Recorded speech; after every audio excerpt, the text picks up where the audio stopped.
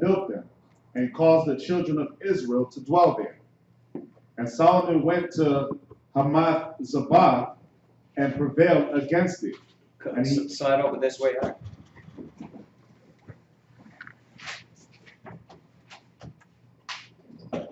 Verse 3. And Solomon went to Hamath-Zabah and prevailed against it. And he built Tadmor in the wilderness, and all the store cities, which he built in Hamath.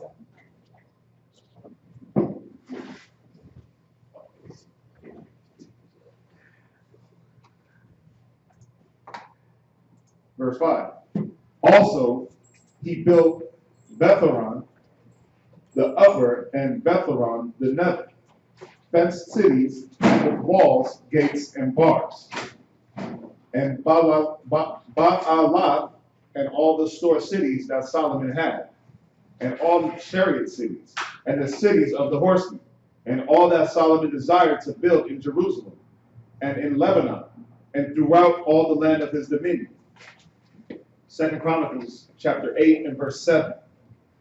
As for all the people that were left of the Hittites, and the Amorites, and the Perizzites, and the Hivites, and the Jebusites, which were not of Israel, but of their children who were left after them in the land, whom the children of Israel consumed not, them did Solomon make to pay tribute unto this day. But of the children of Israel did Solomon make no servants for his work. Were you here last class, huh? Last Sabbath class? Yes, Okay, we're just trying to make sure we're on the right chapter. What chapter did we read last? What was the last chapter? Double check, because I wasn't here and a few other brothers. Talking about Corinthians? The Chronicles, right? No, Sabbath reading. Oh, no. You're okay. Go ahead. I'm here, but I don't know. Okay, go ahead. Y'all got to mark your Bibles. Go ahead. We was talking about Jeremiah. No. Go ahead. We're talking about the reading. Oh, no, we ain't do no reading. Sabbath morning class? It was all questions. Yeah, I think it was all questions. He didn't do no readings? No, We didn't get to it. Yeah. We was talking about Jeremiah. Oh, okay. All right. Go ahead. Second Chronicles chapter 8 and verse 9. But of the children of Israel did Solomon make no servants for his work, but they were men of war, and chief of his captains, and captains of his chariots and horsemen. And these were the chief of King Solomon's officers, even 250 that bear rule over the people. And Solomon brought up the daughter of Pharaoh out of the city of David unto the house that he had built for her. For he said, my wife shall not dwell in the house of David, king of Israel, because the places are holy, whereunto the ark of the Lord hath come. Then Solomon offered burnt offerings unto the Lord on the altar of the Lord, which he had built before porch, even after a certain rate every day, offering according to the commandment of Moses, on the Sabbaths, and on the new moons, and on the solemn feasts, 3 times in the year, even in the feast of unleavened bread, and in the feast of weeks, and in the feast of tabernacles. Right, which we just talked about yesterday, which is coming up for all you brothers and sisters that's watching. The feast of the memorial of one of the trumpets is coming up, which is on the 12th, right? 12th. And then after that, the Day of Atonement, which is coming up when? 22nd. The 22nd. And then after that is the Feast of Tabernacles, which is coming up. So it's funny that we're reading about it because these are there was 3 times a year that the Most High ordained that the men of Israel were supposed to show themselves. So we're reading about some of the feasts. Okay, and I think one of the feasts was the Feast of Tabernacles. It was the Feast of Tabernacles, the Passover, and there was one more feast that the Most High said, it it was without a doubt, you had to show yourself. We could get that too also. Go ahead. Verse 14. Uh-huh. 2 Corinthians chapter 8 and verse We're at 2 Chronicles? 2 Chronicles, chapter 8 and verse 14. Okay. And he appointed, according to the order of David his father, the curses of the priests to their servants, and the Levites to their charge, to praise and minister before the priests, as the duty of every day required. Well, hold on 1 second. Go to, well, he's going to read Exodus 23, verse 14. Read that real quick. Exodus chapter 23, verse 14. 3 times thou shalt keep a feast unto me in the year. Right. Verse 15. Thou shalt keep the feast of unleavened bread. Thou shalt eat unleavened bread. Now, this is not saying that you're supposed to keep the other feasts. What this is saying, it was the most three important feasts of the year that the Most High required the men of Israel to come forth. It's not saying that the other ones weren't supposed to be kept. It's saying these are 3 important ones. Go ahead. Verse 16. Uh-huh. And the feast of harvest. Yeah, so the Feast of Harvest, which is which we're going to be in, that was when we gathered all of our harvest. That was the beginning of the year, but it was the what? How did it word it? It said it was the first fruit. No, it said it was the I'm trying to get the wording it said in the Zondervan, but it's basically the beginning, the civil beginning of the year. Okay, go ahead. The feast of the harvest of the first fruits. Right. Of thy labor which thou hast sown in the field. Right. And the feast of ingathering, which is in the end of the year, when thou hast gathered in thy labor out of the field. And then look to the third. Right. What verse did you start from, bro? Verse 14. Okay. What did you read down to? 16. Okay. Right. Read down. 17. 3 times in the year, all thy males shall appear before the Lord. Right. You see that? So it was important that all the males. You got questions? Yes. Yeah. All thy what shall appear before the Lord. Verse 17. 3 times in a year, all thy males shall appear before the Lord God. Right. So this was important. When it says males, it was showing you that the commandment was, there could be no excuse for these men. So the Most High wanted them to appear. It doesn't lessen that the women, the women were no important as far as appearing. They were supposed to appear too, but the men were going to do the sacrifice and they were going to do those things. That's why the Most High ordained. It was mostly important for them. You were talking about the civil year that's for the Feast of Harvest. I mean, yeah. Is that Yeah. Is that what it is? The Feast of Harvest. Yeah. Memorial blowing of the trumpets. Okay. It should be. So. Yeah, brothers under. Yeah. So which one? The Feast of the Trumpet and the civil New Year, they're the same thing? Mm-hmm. Okay. It's the same thing. It was saying that was the time where our harvest would come in, and that it would be around that time of year will be our civil year. Okay. Yeah, we'll read it again though. Go ahead. That was we're at Exodus 23, right? Yes, sir. Verse 14 is where we start. All right, we're at verse 17 now. We started at verse 14. Go ahead. Verse 18. You want that? Zondervan? Yeah, what you got, I? Okay, so this is for the Feast of the Trumpets or New Moon. This was held on the first day of the 7th month, which began the civil year of the Jews. Right. So this feast began our civil year, right? Why does it say civil year? Because technically that's when the civil year, began, but our new year, not civil, we would think as the Passover.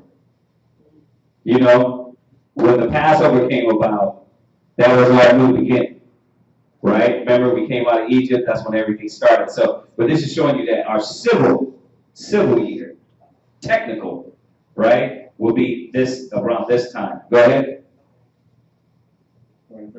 It says, it corresponded to our New Year's Day, and on it, from the morning to the evening, horns and trumpets were blown. Right. So you see why it's called memorial or blowing of the trumpets? I know it's kind of confusing because there's a lot of things going on in here.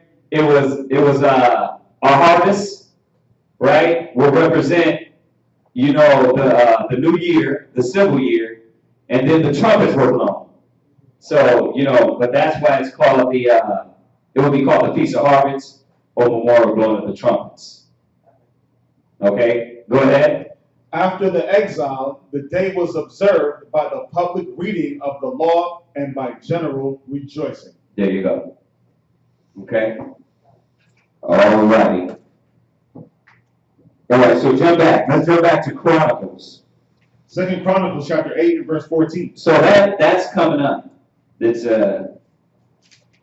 That piece is coming up, and when you go back to Chronicles, where do we leave off at?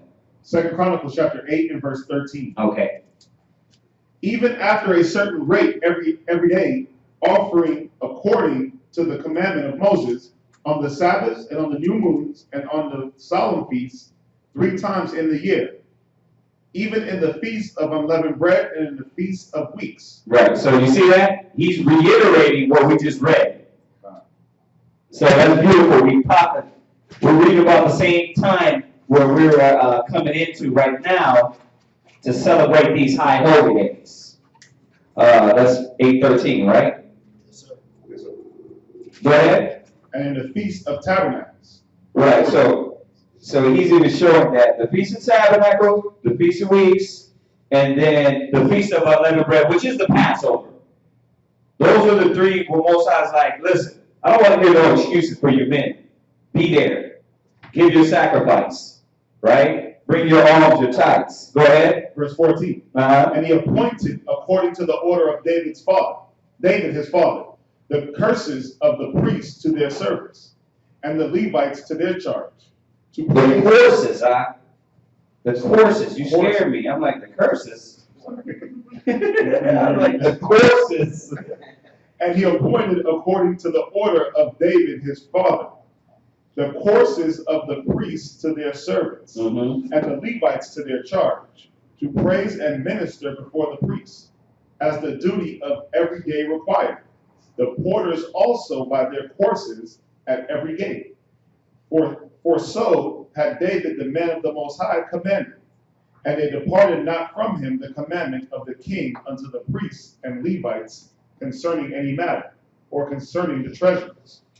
Now all the work of Solomon was prepared unto the day of the foundation of the house of the Most High, and until it was finished, so the house of the Most High was perfected. Then went Solomon to Ezion-Geber and to Elath at the seaside and in the land of Edom. And Hiram sent him by the hands of his servants ships, and servants that had knowledge of the sea. And they went with the servants of Solomon to Ophir, and took thence 450 talents of gold, and brought them to King Solomon. See, Solomon had his own navy.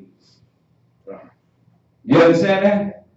See, this is what the white man ain't gonna tell you, man. That our people have wisdom and understanding. We knew how to brush our teeth. We wasn't. Yeah. I hate that one. Like, till the white man came, we didn't know how to have hygiene. Look at Apocalypto. It's like the Indians' teeth were rotting. Like, we were living off the land. You had to shave your head bald and wear wigs because you didn't know how to control the gnats and keep your health. right? But we were the ones, we didn't get that. We were living over here all this whole time. You know what I mean? And on the land, you know, we weren't dying of gnats and having a shit. We had long flowing hair, healthy hair. We knew oils kept the bugs out of our hair. Yeah, we knew about the oils and the herbs and everything, right? But see, how do they do it on the TV? Like, these guys were just some naked, butt naked savages with no wisdom. We had wisdom, man. We had wisdom. We had wisdom of the Most High. We had wisdom of the knowledge. Remember, Solomon was the wisest king. But that doesn't mean all Israelites were stupid. That meant that Solomon just searched out things more deep. So we had the knowledge of these things. And this is how we know we came over here to America. So all the artifacts, all the evidence of Israelites being over here in America, somebody just posted that on Facebook. What they found in New Mexico, they found the stone written in Hebrew, right? We've been here in America. We traveled here to America, right? I'm talking about before the 9.5 actually came over to America on boats, right? We already came here. We already been here. We were traveling. So it didn't just happen when the white man came about history. Once again, this is why this history is important. Getting in and reading, you know, these technical, boring things, you know, how many ships and who he had to, you know, sing here and offer this sacrifice. But it's little things like this that you look over. Wait, he had ships? You know what I mean? His servants of ships. Wait a minute, I thought they were just butt-naked dummies that didn't know what a hammer was. You know, until the Bronze Age, the Iron Age, and all these ages that the so-called white man tried to, until the Bronze Age, no, that's not true. We had all that knowledge back then. Not until, not when when history, the so-called white man's history is trying to tell us that, these things were created. The Baghdad battery. Y'all know about the Baghdad battery? This was a battery that they found in the pyramids. Now, they showed that they had lights. I'm talking about light in a battery. Now, it wasn't your conventional Americanized battery, right? But y'all do a little look at it onto that. But the Baghdad battery, man, shows that we had this knowledge before the white man, the Greeks, and the Romans came. Yeah. Yeah, because they said they had lights because there was no smoke on the walls, no targets. So they had some type of... Exactly. Right? But no, they would just walk around butt naked, no lights. You know what I mean? Dirty teeth. You know what I mean? No temple. Yeah. Dirty hair. Nah, man, we were beautiful people. Remember? Now, Donald One just read to y'all all these different books, right? Were y'all in class on that? Did y'all watch that class, right? He went over to the Lost Tribes, the Promised Lands. You missed the class that you wanted. The class that you wanted about the tribes and the proof. Yeah. He just went over that. It's online. It's called Jews, from niggas to Jews, the Jews to niggas. But that's what we were talking about. He went over books. I caught a little of it, and he went over the books, and he was bringing out when the Native Americans were over here, they were speaking in Hebrew. He was bringing out a lot of information. You'll have to look at the class. It's long as hell, but he was bringing out a lot of information. That class he took, he went in really in depth. But it was what you were talking about the tribes and all that evidence. But he only went over Judah. No, he didn't. He did not. I didn't catch it all. But when I caught it, he was going over the 9.5. Yeah, he went over the 9.5. Yeah. But Was it at the beginning of class? It might have been in the middle. Yeah, you just watch it. we No, this was last time. This was last time. I think it was last time. it was last time. Yeah. He was here. Yeah, you were here? Yeah, You were here? yeah. Okay. Yeah, we talked about the Incas and. Yeah, the Incas, the Mayans, yeah. He went over it. But once again, these are just important facts, man, that y'all need to know and look into. This is where you get your Zondervan, you get your Bible dictionaries, you get a few reference books, man, and look in and be like, wait a minute, ships? What was he doing with his ships? He was traveling back and forth to different countries, also all the way over here to the Americas, okay? Go ahead. 2 Chronicles chapter 9 and verse 1. Mm-hmm. And when the queen of Sheba had heard of the fame of Solomon, she came to prove Solomon with hard questions at Jerusalem, with a very great company, Right. and camels that bear spices, and gold in abundance, and precious stones. And when she was come to Solomon, she communicated with him of all that was in her heart. Mm-hmm. And Solomon told her all the questions. No, wait a minute. He didn't tell her, you little big head Ethiopian, get the hell out of my face.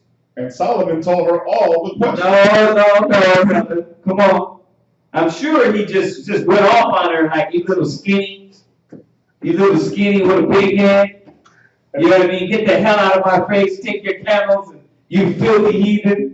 And Solomon told her all the questions. It's points like this that we don't civilize with the other nations. That doesn't take the fact that they're not going into captivity or slavery, but what I'm trying to show y'all is that we brothers get too much into, I'm not gonna respect you heathens. I'm like, we dealt respectfully with the nations. Every time we didn't see it, we didn't be like, you filthy heathen, you disgusting big head Ethiopian. He didn't do that. He dealt with her with wisdom, and he answered her questions. He could have been like, who the hell are you? He been coming over here testing me. I'm the wisest man on earth. Woman? Yeah, he could have put that one. Well, I was gonna say, even though, and she dealt with him with respect. Even though she asked him hard questions, she still came with offerings. mm-hmm. She still came with gifts, so she came in a respectful manner to a certain point. I'm going to gift to the whole nine, right? Gift to the whole nine. Go ahead. Verse 2 Chronicles 9 and 2. Mm-hmm. And Solomon told her all her questions, and there was nothing hid from Solomon which he told her not. And when the queen of Sheba had seen the wisdom of Solomon, and the house that he had built, and the meat of his table, and the sitting of his servants, and the attendance of his ministers, and their apparel, his cupbearers also, and their apparel, and his ascent by which he went up into the house of the Lord, there was no more spirit in her. Man, think how beautiful that was. She was basically breathless. His servants. She said the ascent. Yeah, like he just like. Now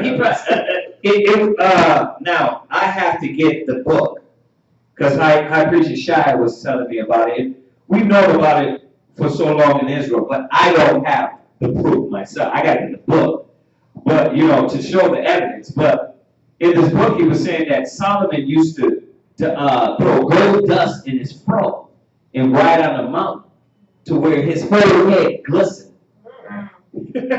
So you have to think how beautiful this cat. Listen, and then, how can I put this? The men were not stripped of their power. You understand? Of their libido back then. We were in full force. I don't want to go too deep, but the Most High, remember, time after time, the Most High stripped the man of his true power. You know what I mean? So, you have to imagine this woman and his 1,000 wives. You know how to please them. Exactly. How to please him. Yeah, think about it. He wasn't just having 1,000 wives for no reason. In verse 4, it says Go ahead. Solomon, it talks about his servants. It shows that we were righteous even dealing with servants. There was no ragtag servant chained to a wall. Con. His baby's under the table begging for crumbs. You know, if you watch that Goodbye Uncle Tom, and you see the way Esau and the nations treated us, then you should see why the Most High plans on restoring to them such a pain, because we didn't deal like that, even when we had servants. Exactly. It said there. Hold on, let me turn this off. This happened. Turn it off. Turn your mics off real quick, and then turn it back on. Okay. Now turn it back on. It said even their Jump in, apparel. there you go. Yeah. Even their apparel. So like even the servants was dressed up to the T. Yeah. Like, Yeah, you see those ancient movies, you come in, everybody's decked out. right. You know, that's how it was. Yeah. You know, And I guarantee you, her spirit was vexed up the fact that how they treated their servants. yeah. Because just think of us and how we got treated in Egypt, how we got dealt with. You know, they made us build buildings without straw. Exactly. They were punishing us constantly. So to look at Solomon, a righteous example, and to see the way real servants were treated. They were allowed to have children. They wasn't castrated. They wasn't hung, oh, listen, I'm going to sell this mother to this father over here, these children over here. They were indentured servants. That's different from a slave. Esau made slaves. They cut us. They made it so our women couldn't have children. They made it so our men couldn't raise their sons. And they made us into homosexuals through the slave trade. That's different. The Most High showing you in these scriptures that we were righteous even in serving and having servants. Mm-hmm. Go ahead. 2 Chronicles chapter 9 and verse 5. And she said to the king, it was a true report which I heard in mine own land of thine acts and of thy wisdom. Howbeit I believe not their words until I come, and my eyes had seen it. And behold, the one half of the greatness of thy wisdom was not told to me, for thou exceedest the fame that I heard. Happy are thy men, and happy are these thy servants, which stand continually before thee and hear thy wisdom. Yeah, check that out. They wasn't fleeing from it. Check that out, man. This is why we have to remember that we dealt civil. I'm gonna say that, and I'm gonna say it for all the hardcore Israelite brothers and sisters. This doesn't mean that the nations ain't going in captivity. It's just showing we dealt with wisdom. Okay, go ahead. Verse 8. Blessed be the Lord thy God, which delighted in thee to set thee on his throne, and be king for the Lord thy God, because thy God loved Israel, to establish them forever. Therefore made he thee king over them, to judgment and justice. And she gave the king 120 talents of gold, and of spices great abundance, and precious stones. Neither was there any such spice as the queen of Sheba gave King Solomon. Dang. And the servants You also. gotta imagine those spices, man. Like those, whether it was, oils and scents and, Right, cooking stuff to cook with. Yeah. But not only that, I'm sure it was probably like burning incense. Dealing with the spices, burning scent, the sweet smells. Go ahead. Verse 9. And she gave the king 120 talents of gold, and of spices great abundance, and precious stones. Neither was there any such spice as the queen of Sheba gave to King Solomon. And the servants also of the Hiram, and the servants of Solomon, which brought gold from Ophir, brought algum trees and precious stones. And the king made of the algum trees terraces to the houses of the Lord, and to the king's palace, and harps and psalteries for singers. And there were none such seen before in the land of Judah. And King Solomon gave the queen of Sheba all her desire, whatsoever she asked. Besides that which she had brought unto the king, she turned and went away to her own land, she and her servants. Now the weight of gold that came to Solomon in 1 year was 600 and 66 talents of gold. Besides that which chapmen and merchants brought. And all the kings of Arabia and governors of the country brought gold and silver to Solomon. And King Solomon made 200 targets of beaten gold, 600 shekels of beaten gold went in one target. And 300 shields made he of beaten gold.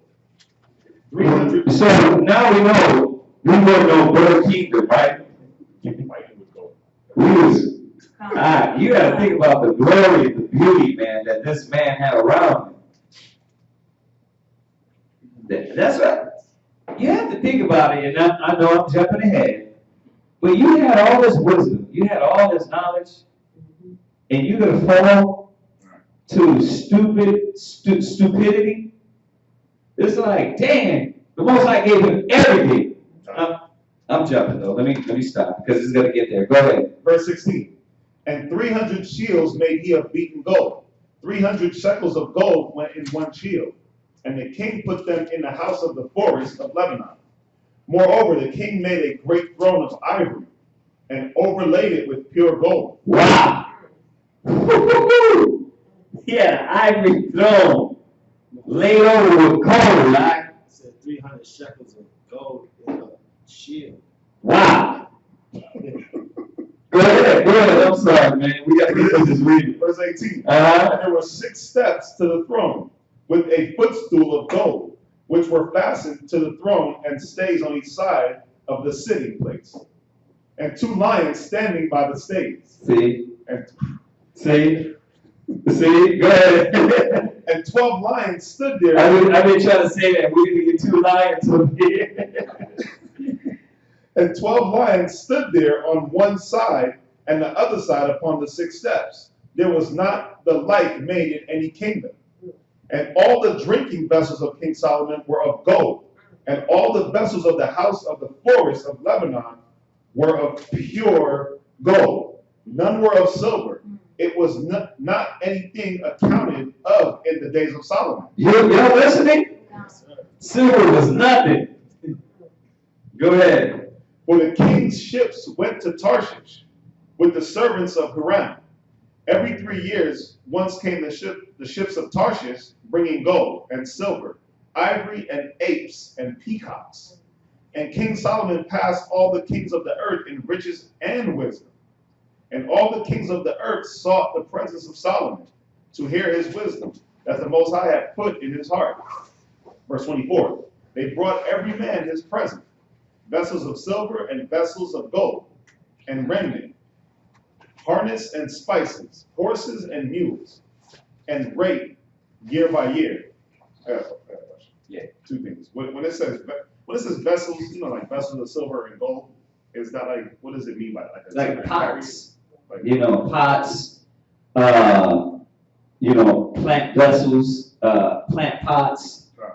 So there was no half step. Right. You know how when you go into these places with old artifacts, what do they have?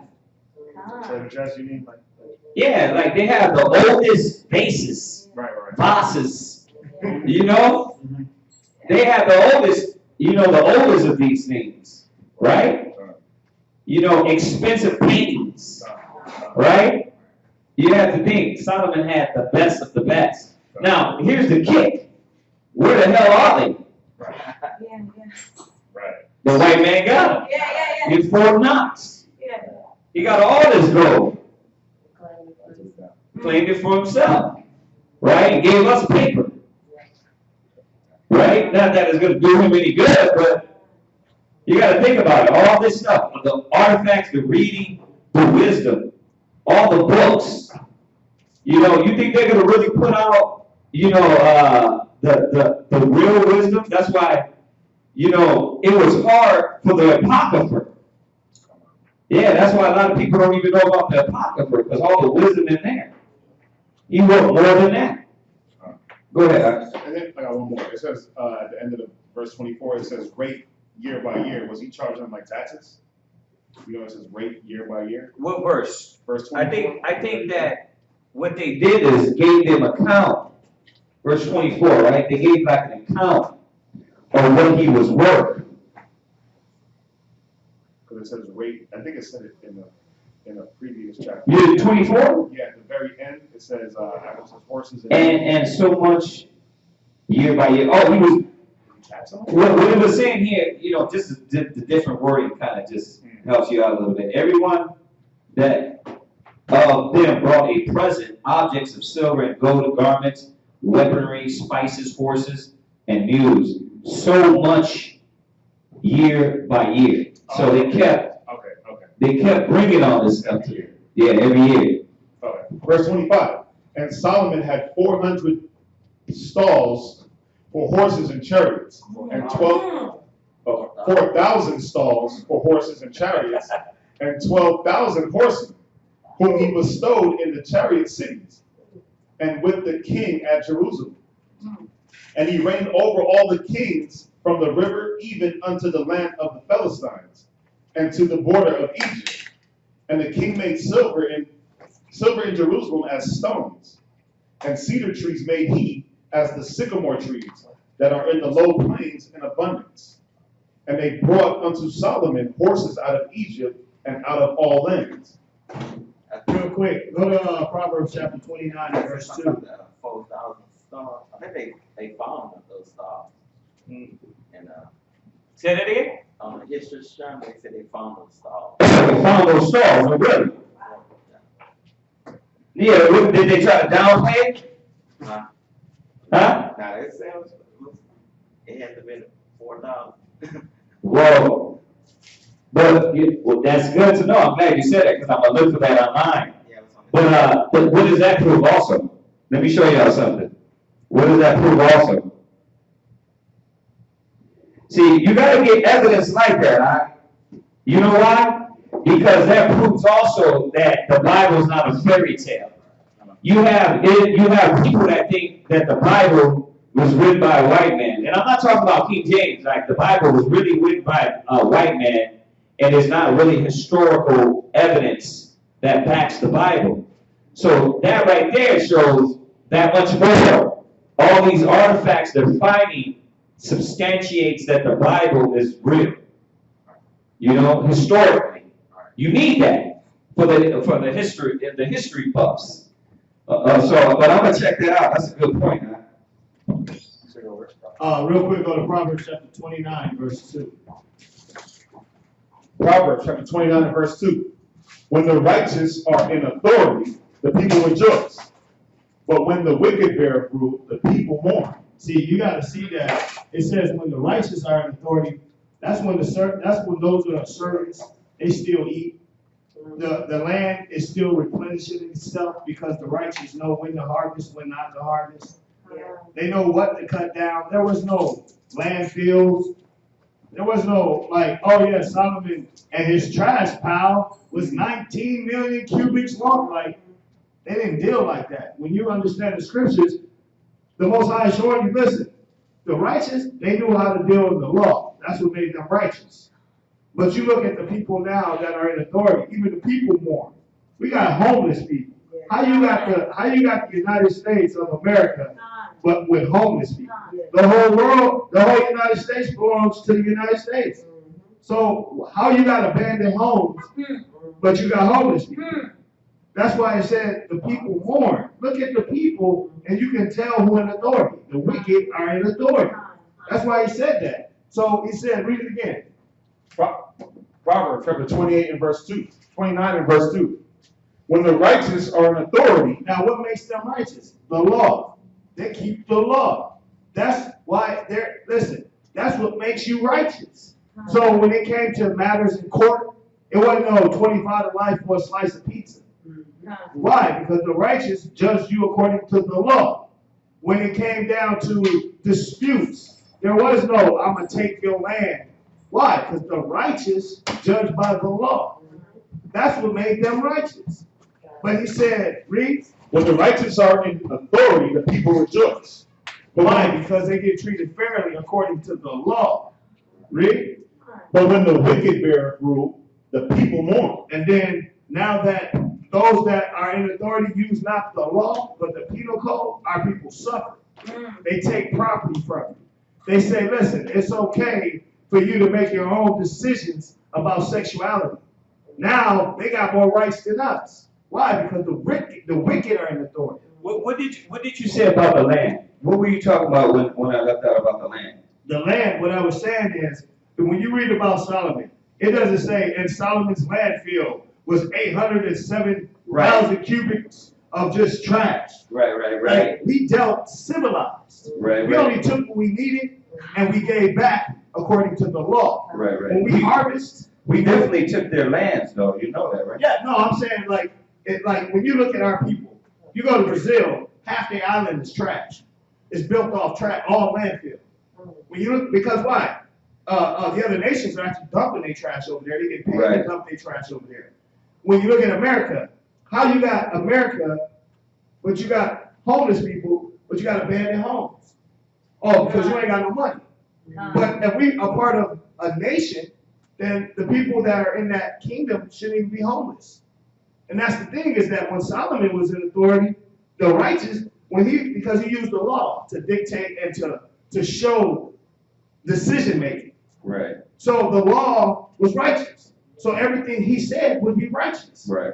But the wicked wasn't using that. They were like, listen, that's your law. Our law is, hey, you ain't got it, you ain't got it. I ain't got nothing to do with that. Listen, if you want food stamps, then you got to put your man out the house. Like, those are biblical laws. But that's why the wicked, they're in authority now. And everything they do pertains to opposite of the law. Right. Go ahead and read that. 2 Chronicles chapter 9 and verse 28. And they brought unto Solomon horses out of Egypt and out of all lands. Now the rest of the acts of Solomon, first and last, are they not written in the books of Nathan the prophet, and in the prophecy of Ahijah and the Shilonite, and in the visions of Iddu, the seer, against Jeroboam, the son of Nebat. And Solomon reigned in Jerusalem over all Israel 40 years. And Solomon slept with his fathers, and he was buried in the city of David his father, and Rehoboam his son reigned in his stead. Right. Any questions?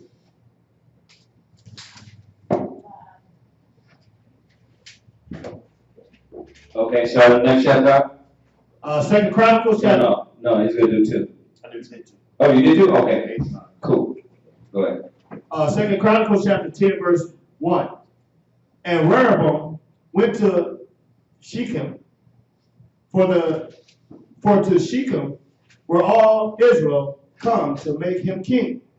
And it came to pass, when Jeroboam, the son of Nebat, who was in Egypt, whether he had fled from the presence of Solomon the king, heard it that Jeroboam returned out of Egypt. And they sent and called him. So Jeroboam and all Israel came and spake to Jeroboam, saying, Thy father made our yoke grievous.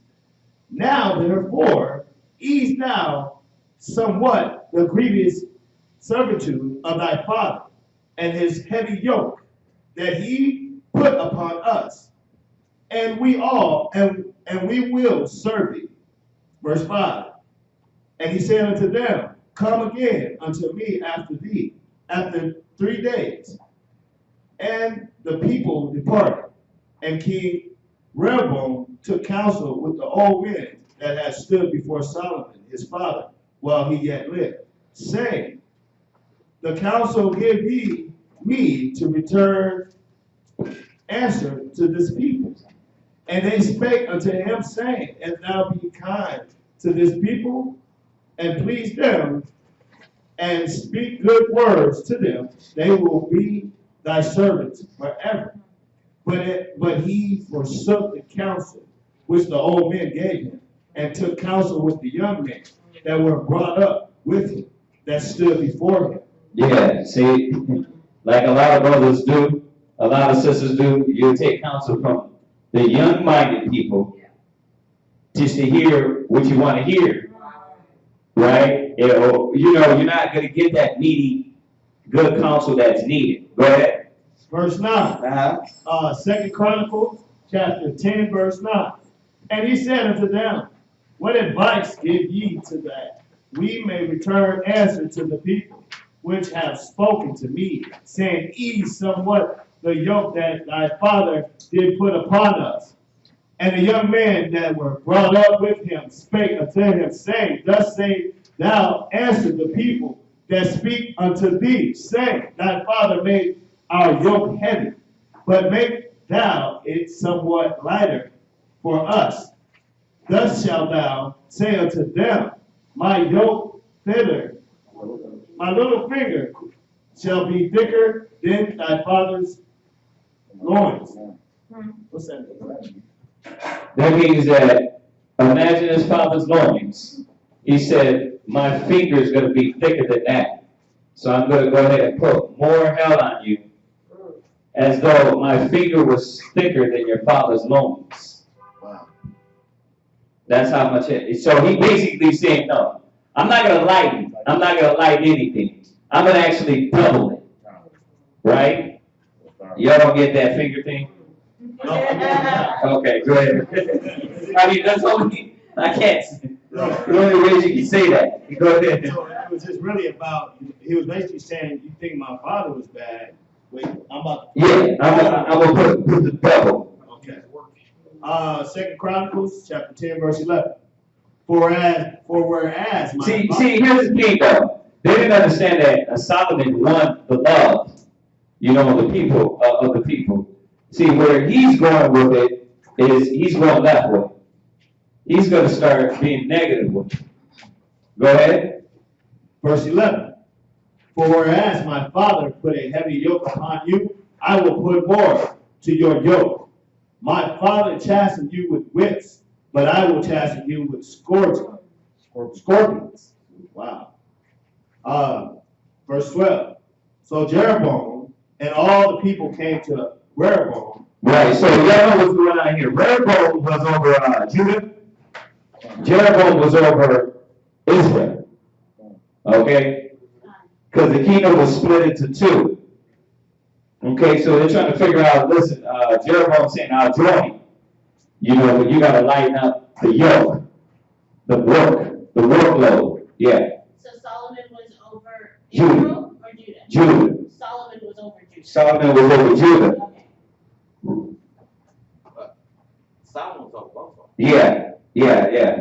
I stand correct. He was over both of them. But when he died, it was split. It was split into two kingdoms. Yeah, correct. So I'm sorry. So Jeroboam, that's his son. Jeroboam, I'm sorry, Rehoboam was, right. And Jeroboam was, I think it was his servant. Yeah, he was over the northern kingdom, which was Ephraim and, you know, the other 9.5. Right. Y'all got that? So Rehoboam was over the southern kingdom. Jeroboam was over the northern kingdom. Okay? Go ahead. Verse 12. So Jeroboam and all the people came to Rehoboam on the third day, as the king bade it, saying, come again to me on the third day. And the king answered them roughly. And King Jeroboam forsook the counsel of the old men. Verse 14. And answered them after the advice of the young men, saying, my father made your yoke heavy, but I will add thereto. My father chastened you with whips, but I will chasten you with scorpions. So the king hearkened not unto the people, for the cause was of the Most High, that the Lord might perform his word, which he spake by the hands of Ahijah, the Shilonite, to Jeroboam, the son of Nebat. And when all Israel saw that the king would not hearken unto them, the people answered the king, saying, what portion have we in David, and we have none inheritance in the son of Jesse. Every man to your tent, O Israel. And now, David, see to thine own house. So all Israel went to their tents. Verse 17. But as for the children of Israel that dwelt in the cities of Judah, Jeroboam reigned over them. Then King Rehoboam sent Hadaram that was over the tribes, and the children of Israel stoned him with stones that he died. But King Rehoboam made speed to get him up to the chariot to flee to Jerusalem. And Israel rebelled against the house of David unto this day. Right. So you know why this happened, right? Why this is all going on, right? This is all going on because of David. He sinned. So he's like, remember when David sinned? No, when David sinned, Uriah the Hittite's wife. Right. Remember, it came down. He said Solomon is going to be fine. His kingdom is going to be at peace. Children. But his children, that's when it all went downhill. So the kingdom got divided into two kingdoms. Israel was divided. And that's where you get all this chaos from, the sins of their fathers. Yeah. I don't understand verse 15. Verse 15. So the king hearkened not unto the people, for the cause was of God, that the Lord might perform. Yeah, he put that spirit on him to where he was stubborn. Now remember how he said to Pharaoh? Okay. He hardened his heart. So that's why it says for the cause was of The Most High, right? The Most High made it that way because his decision making was gonna make it harder on them.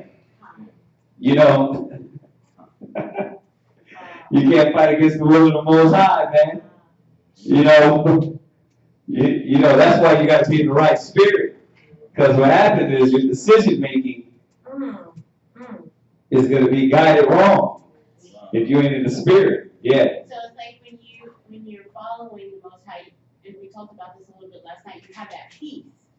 Yeah, you have peace. When you don't, then he puts that spirit of that negativity and chaos. Well, you chose the spirit, right? You chose that spirit. Okay. Right? So now you're already guided on that path. I always use the example like this. It says, a good man's steps are ordered by the Most High. So the Most High will put things in the way because he gives you your choice, right? But he will put things in the way to guide you the right way. So, if you put the cones on the street, you can't cut through the cones. You got to go along with them. You understand? But a wicked person, those cones are going to be in the way that's going to lead them in a different path. You see that? Remember, because the Most High gives you a choice. You make the choice, but the wisdom will guide you in the right way.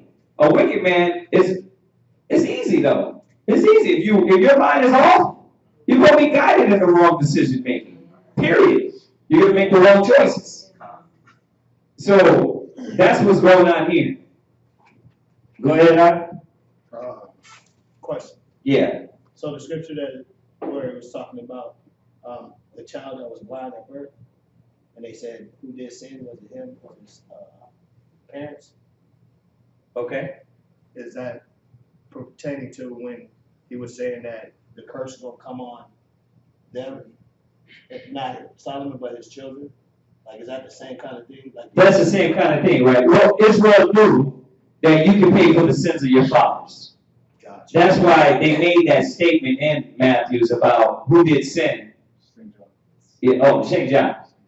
Who did sin? Did him or did his parents sin? Okay. Because they understood you can pay for the sins of your forefathers. Yeah, and well, that's what he's asking. Is this another account of them seeing that? Yes. Gotcha. So that's what we do now. We're paying for the sins of our forefathers. Exactly. Yeah, that's why we have to change it. How do we change it? You're teaching your kids right. Right. That's how you change it. That's why it's important you to get this and start abruptly yanking them out of the world and pulling them in the right place. Because if not, they're going to grow and make those same wrong decisions. And then they're going to teach their kids to do the same thing. Right? Go ahead, Ike. 2 Chronicles chapter 11, verse 1. And when Rehoboam was come to Jerusalem. Hold on a second. Shalom. Talk about you don't need to hold the mic. Oh, I already talked about brother saying shut up. Nah. All right. Go ahead, Ike. I must be talking too loud. 2 Chronicles chapter 11, verse 1. And when Jeroboam was come to Jerusalem, he gathered of the house of Judah and Benjamin 180,000 chosen men, which were warriors, to fight against Israel, that he might bring the kingdom against Rehoboam. Verse 2. But the word of the Lord came to Shema, the man of the Most High, saying, Speak unto Rehoboam, the son of Solomon, king of Judah, and to all Israel in Judah and Benjamin, saying, Thus saith the Lord, Ye shall not go up, nor fight against your brother. Return every man to his house, for this thing is done of me. And they obeyed the words of the Lord, and returned from going against Jericho. And Rehoboam dwelt in Jerusalem, and built cities for defense in Judah. He built even Bethlehem, and Itam, and Tekoa. Verse 6. Oh, well, I'm sorry. 11 verse 6? Yes, sir. Yeah. Tekoa, yeah. Okay. Verse 7. And Bethzar. Bezra. And Shoko, and Adolu, and Gath, and Marisha, and Zebah, and Abaram, and Adariam, and Lachish, and Isaac, and Zorah, and Aijalon, and Hebron, which are in Judah, and in Benjamin, fenced cities. And he fortified the stones. It's lucky. And he fortified the strongholds, and put captains in them, and stores of victuals, and of oil and wine. And in every several city he put shields and spears, and made them exceedingly strong, having Judah and Benjamin on his side. And the priests and the Levites that were in all Israel restored to him out of all their coasts. Verse 14. For the Levites left their suburbs. They left their suburbs and their possessions, and came to Judah and Jerusalem and Jeroboam and his sons, and cast them off from executing the priest's office unto the Lord. What verse you at? Verse 15. 2 Chronicles 11 and 15. And he ordained him priest for the high place, and for the devils, and for the calves which he had made. And after them, out of all the tribes of Israel, such as set their hearts to seek the Lord God of Israel, came to Jerusalem to sacrifice unto the Lord God of their fathers.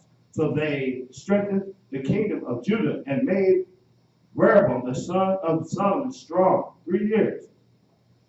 For 3 years they walked in the way of David and Solomon. And Rehoboam took him Mahalath, the daughter of Jeremoth, the son of David, to wife. And Abihail,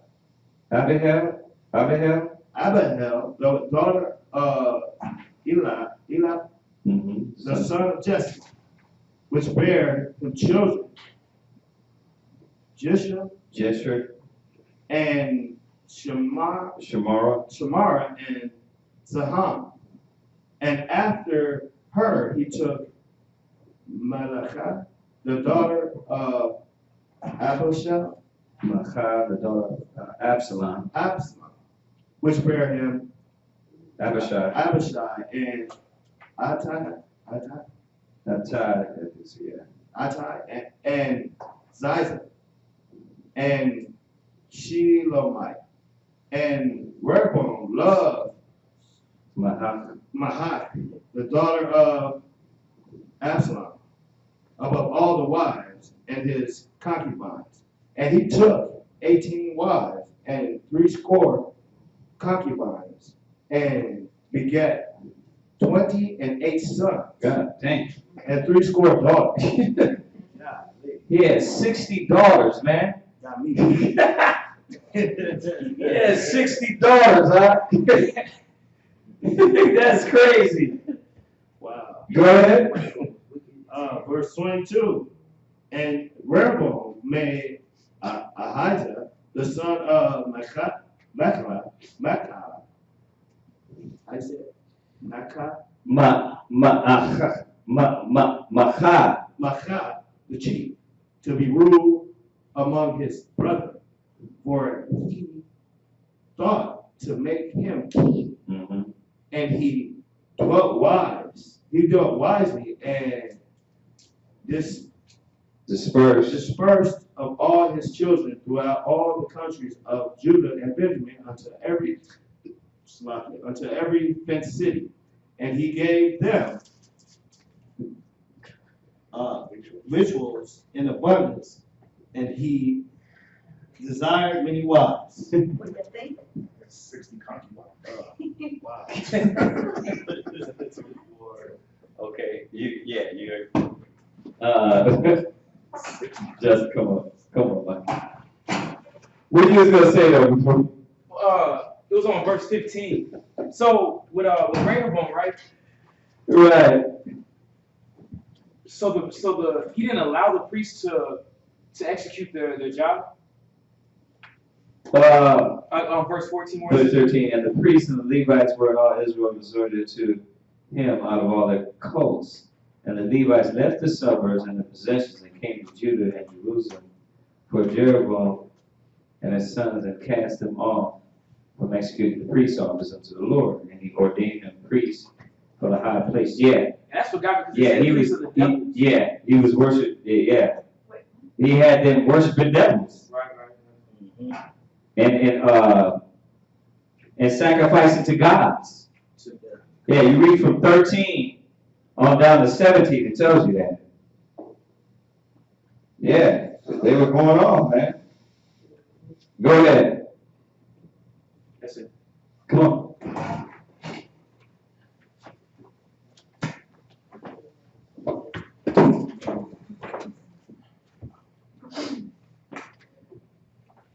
Justin. Shabbat Tashah. Shabbat Tashah. Shabbat Tashah. Shabbat Tashah. Yehawadah. Banya Sha'ala. Yahweh Hashem Yahweh Shabrakatah. Yahweh Hashem Yahweh Shabrakatah. Every time.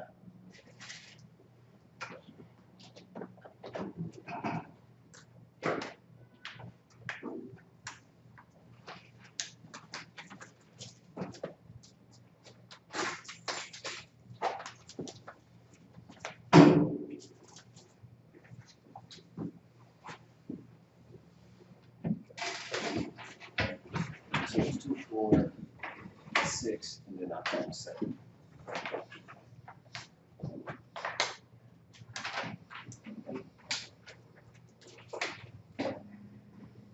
Okay.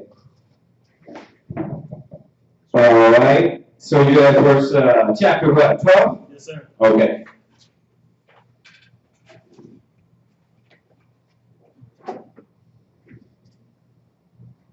Second Chronicles chapter 12, verse 1. And it came to pass with Rehoboam had established the kingdom and had strengthened himself, he forsook the law of the Lord and all Israel with him.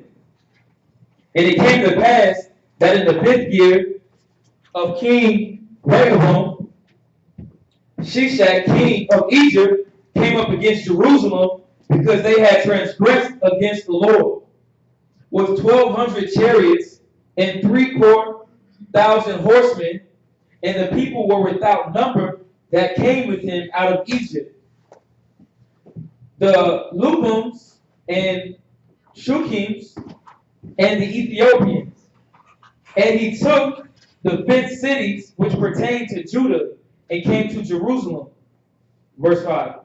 Then came Shemaiah the prophet to Rehoboam and to the prince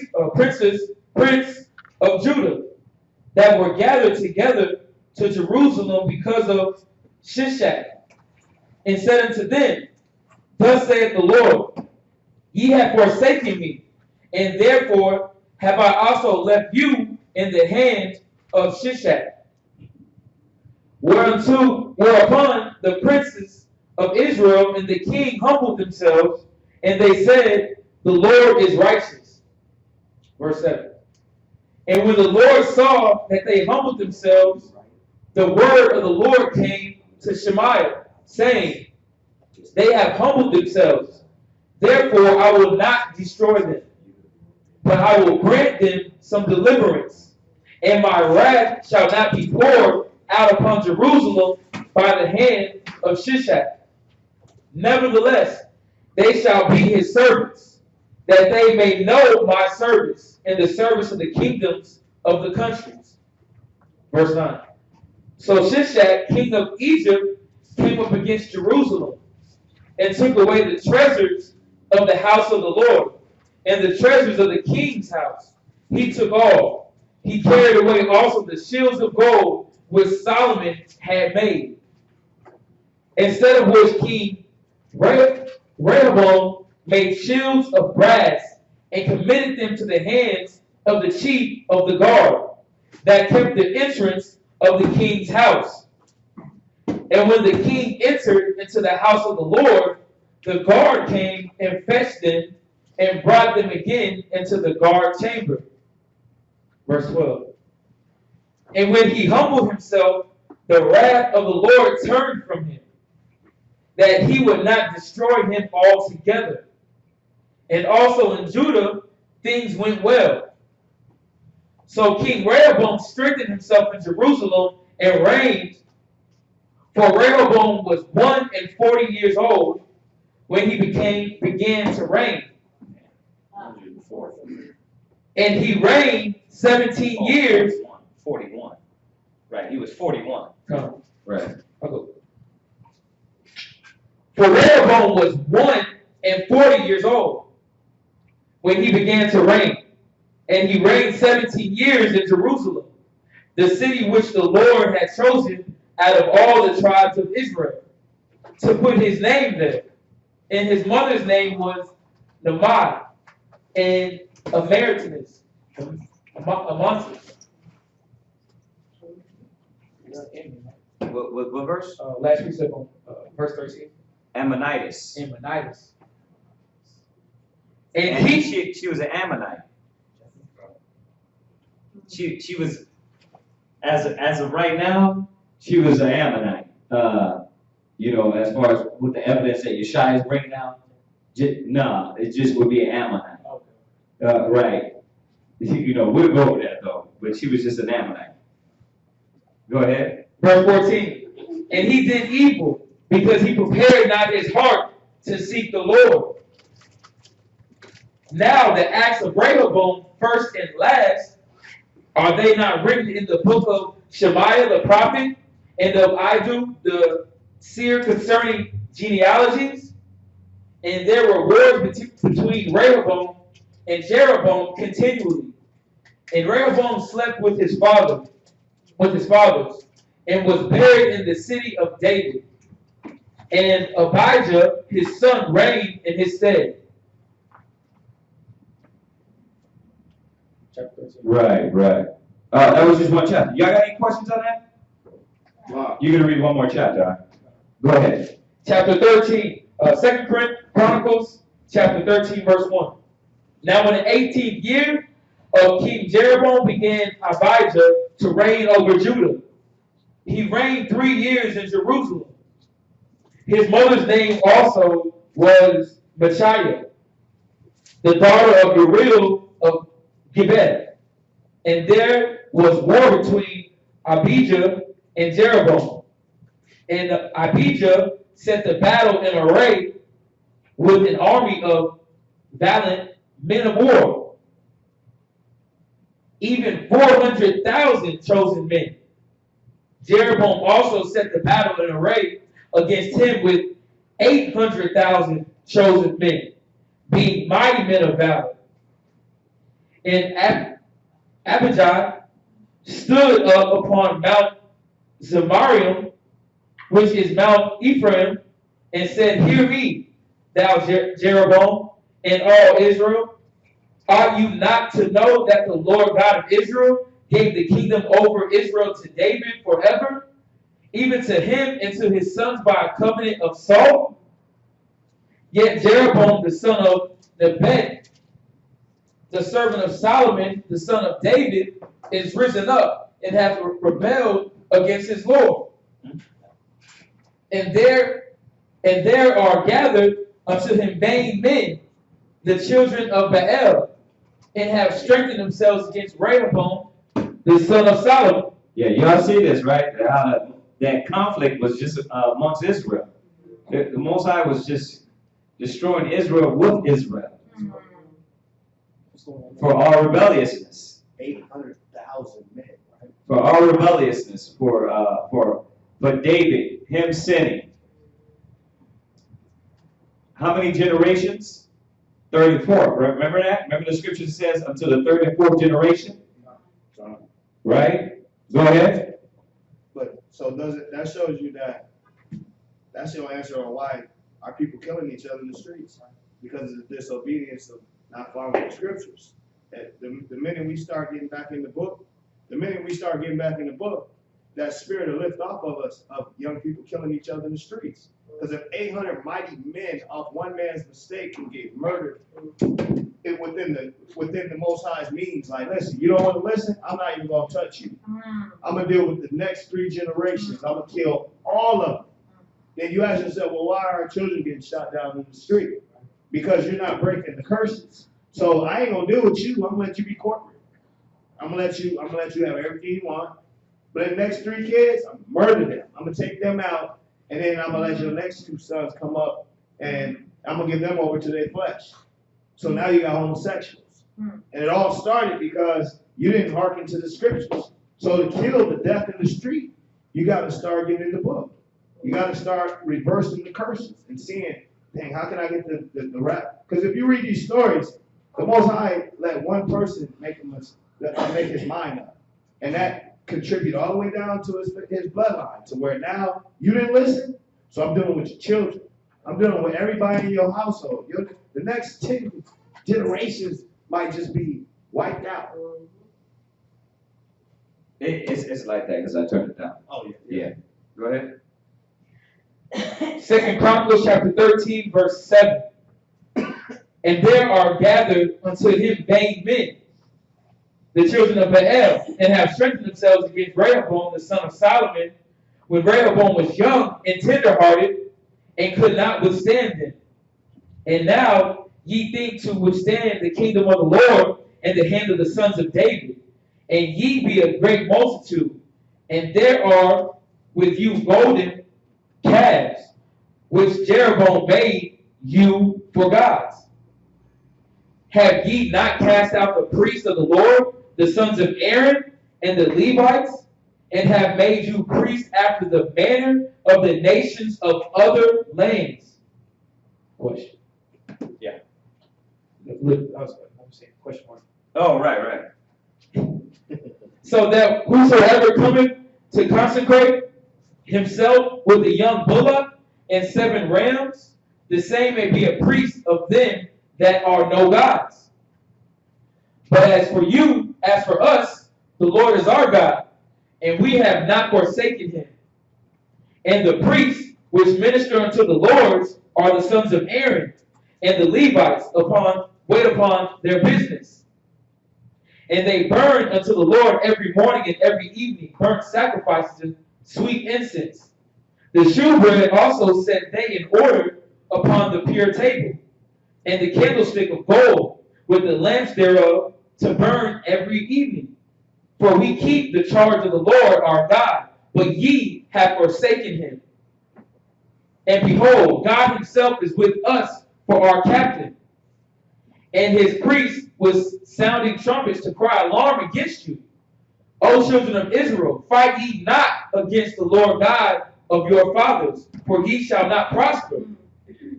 But Jeroboam caused an ambushment to come about behind them, so they were before Judah, and the ambushment was behind them. And when Judah looked back, behold, the battle was before and behind, and they cried unto the Lord, and the priests sounded with the trumpets. Then the men of Judah gave a shout, and the men of Judah shouted. It came to pass that God smote Jeroboam and all Israel before Abijah and Judah. And the children of Israel fled before Judah, and God delivered them into their hand. And Abijah and his people slew them with a great slaughter. So there fell down slain of Israel 500,000 chosen men. Thus the children of Israel were brought under at the time, and the children of Judah prevailed, because they relied upon the Lord God of their fathers. And Abijah pursued after Jeroboam and took cities from him, Bethel, with the towns thereof, and Jeshanah, with the towns thereof, and Ephraim, with the towns thereof. Verse 20. Never did Jeroboam recover strength again in the days of Abijah, and the Lord struck him, and he died. But Abijah waxed mighty and married 14 wives, and begot 22 sons and 16 daughters. And the rest of the acts of Abijah and his ways and his sayings are written in the story of the prophet of Iddo. Mm-hmm. All right, chapter 14. So Abijah slept with his fathers, and they buried him in his city of David. And Asa his son reigned in his stead. In his days the land was quiet 10 years. And Asa did that which was good and right in the eyes of the Lord Yahweh. For he took away the altars of the strange gods and the high places, and brake down the images, and cut down the groves, and commanded Judah to seek the Lord Yahweh of their fathers, and to do the law and the commandment. And he took away out of all the cities of Judah the high places and the images, and the kingdom was quiet before him. And he built fenced cities in Judah, but the land had rest, and he had no war in those years, because the Lord had given him rest. Therefore he said unto Judah, let us build these cities, and make about them walls, and towers, and gates, and bars, while the land is yet before us.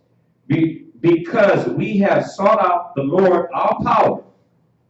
We have sought him, and he hath given us rest on every side. So they built and prospered. And Asa had an army of men, and bare targets and spears. Out of Judah 300,000. Out of Benjamin that bare shields, that drew bows 284,000. All these were mighty men of valor.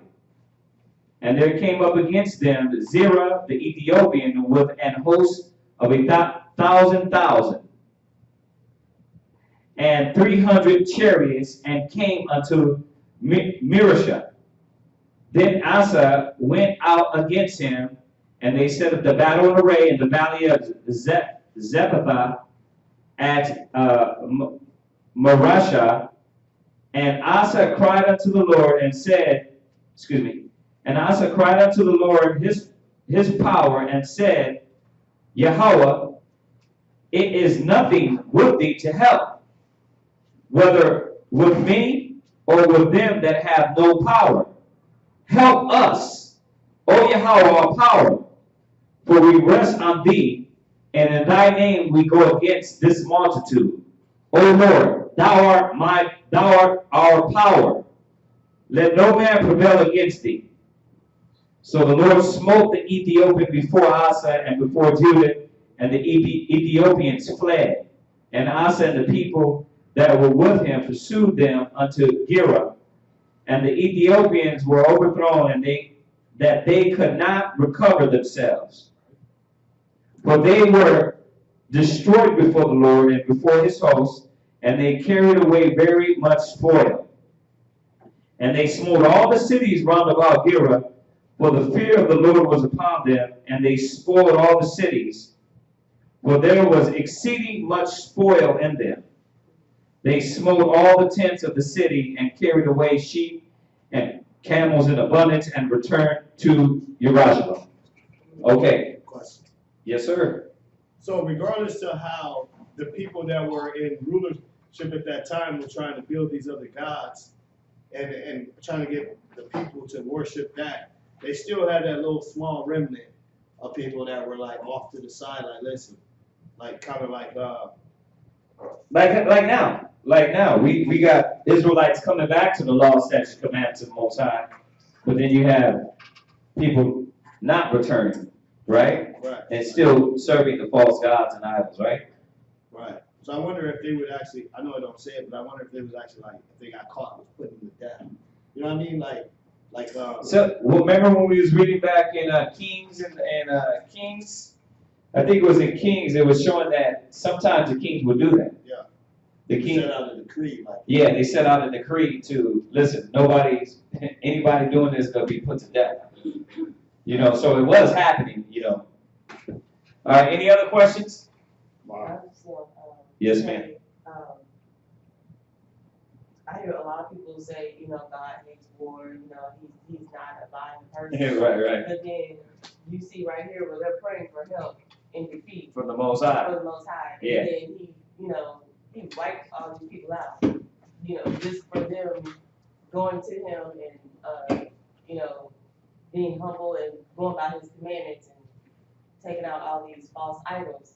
You know, just by doing his commandments, you can pray for that, and he will deliver you. He will deliver you. Yeah, absolutely. Oh yeah, you know, Exodus 15:3. Go ahead and read that. Exodus chapter 15, verse 3. Mm-hmm. The Lord is a man of war. The Lord is his name. Yeah, the Most High is a man of war. So when you look at everything the Most High does, it's strategic. He sits down, man. Like, look at the irony of everything that goes on. Think about it. He said he created 2 and 2, one against the other. Good against evil. He created it that way. Why? Because the Most High likes to see the battle. He's a warrior. He likes to sit back. You know, look at how he plays kings as pawns, right? And all these chapters, every king, like he said, he hardened the heart of this person or that person. Most High is making moves. Okay, I'm gonna put him here, right? Same thing what he's doing with America. I'm gonna lift you up, build your pride. You know what? We're gonna have Russia sitting low. You know what I mean? We're gonna have Korea, North Korea.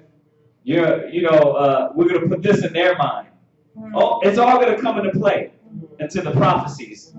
So the Most High is going to work on all these kings, and then until he finally says, "Okay, spark the anger in him."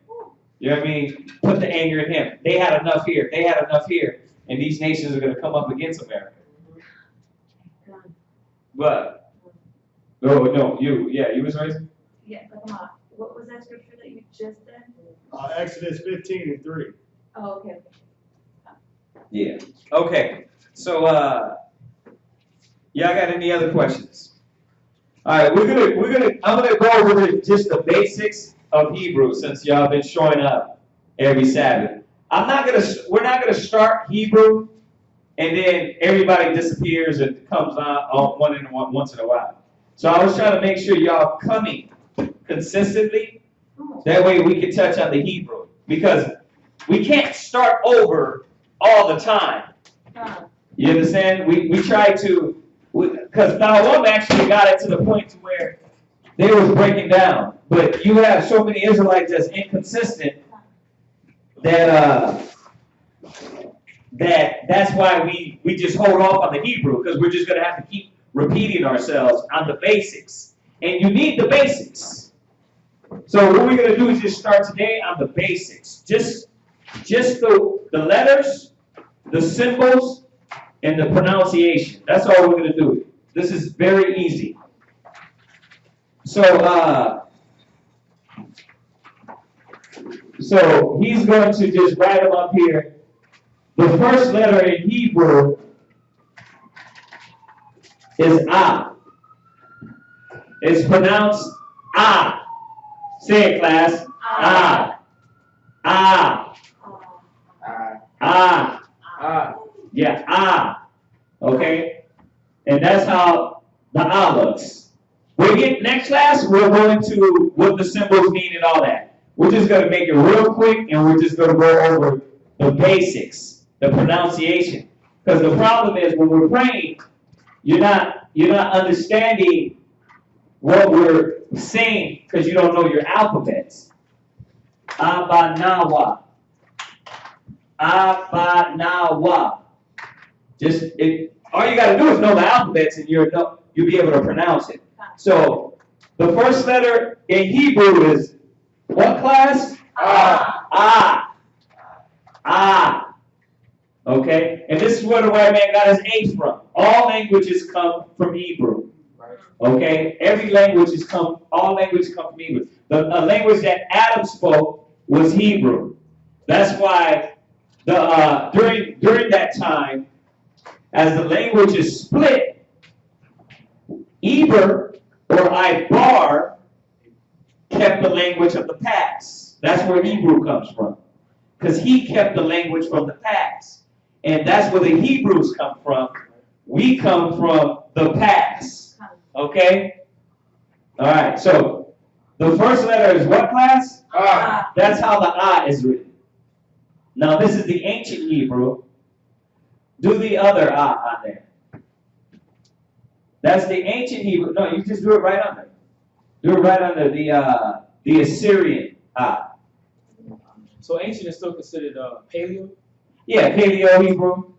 Now, the Assyrian was just because during the Assyrian captivity, for us to preserve our writings, we came up with the ancient Hebrew, the Assyrian writing. Okay? So that's where that comes from.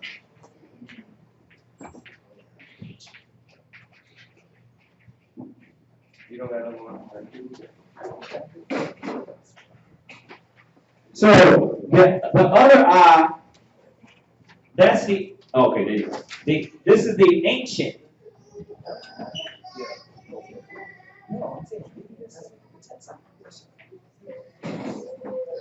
Okay, so now right down.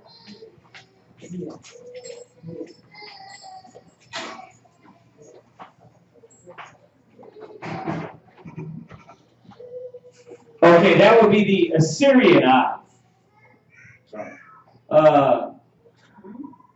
That would be the Assyrian eye. He's not. I mean, do it a little better. Y'all have your pamphlets? Yeah. Okay, pull out your pamphlets. The Hebrew Academy. You ain't got no pamphlets? Do we got any Hebrew pamphlets back there? Do me a favor, Rod. Wiggle that so we can see where that camera's facing. No, wiggle the mouse to see where the camera's facing, so we can see if they can even see what we're doing right here. Okay, no, move the camera to where. Yeah, he needs one of those. Okay, so.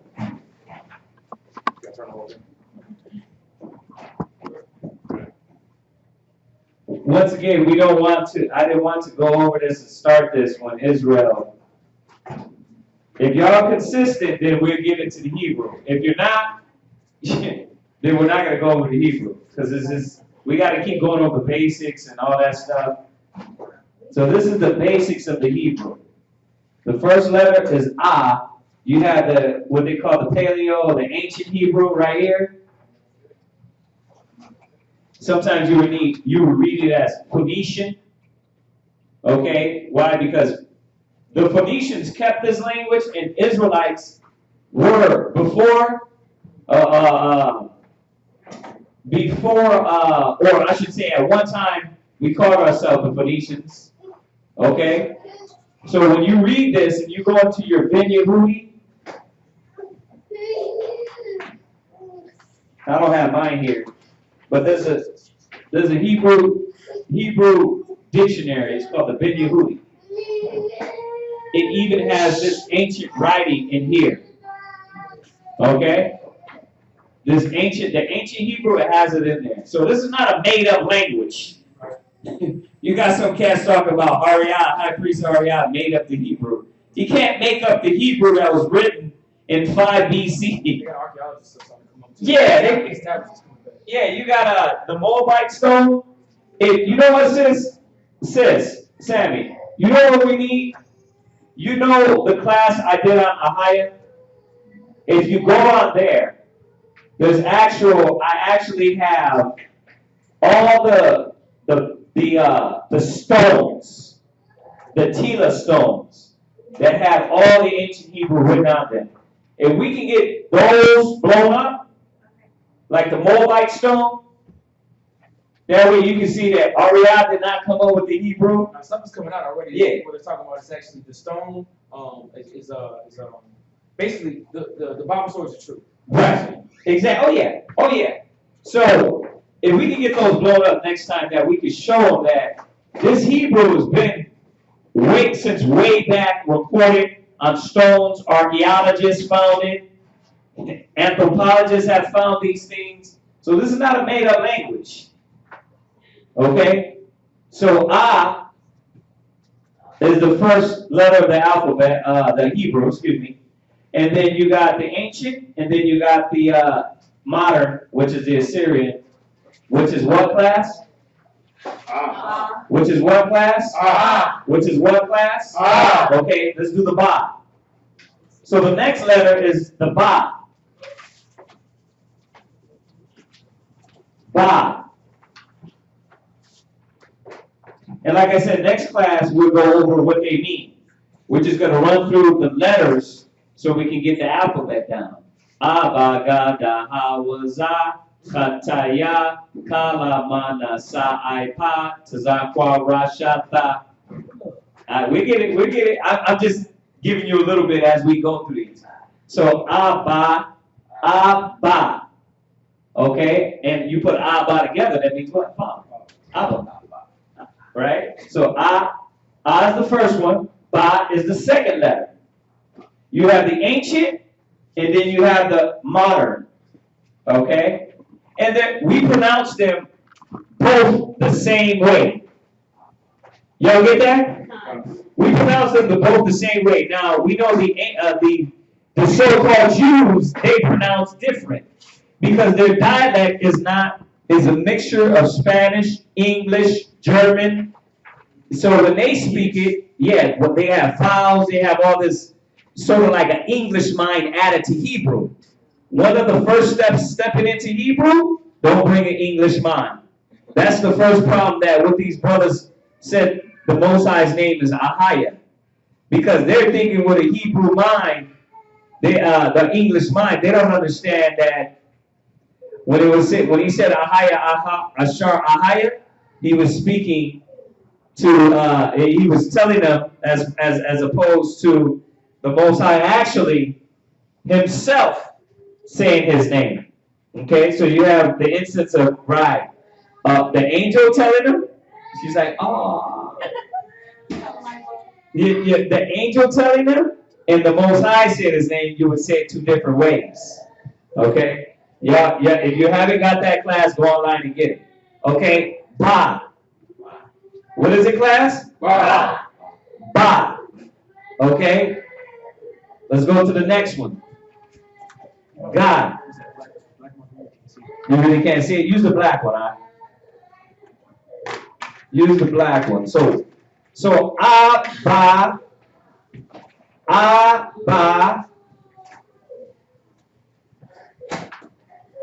And little did you know, Abba is father.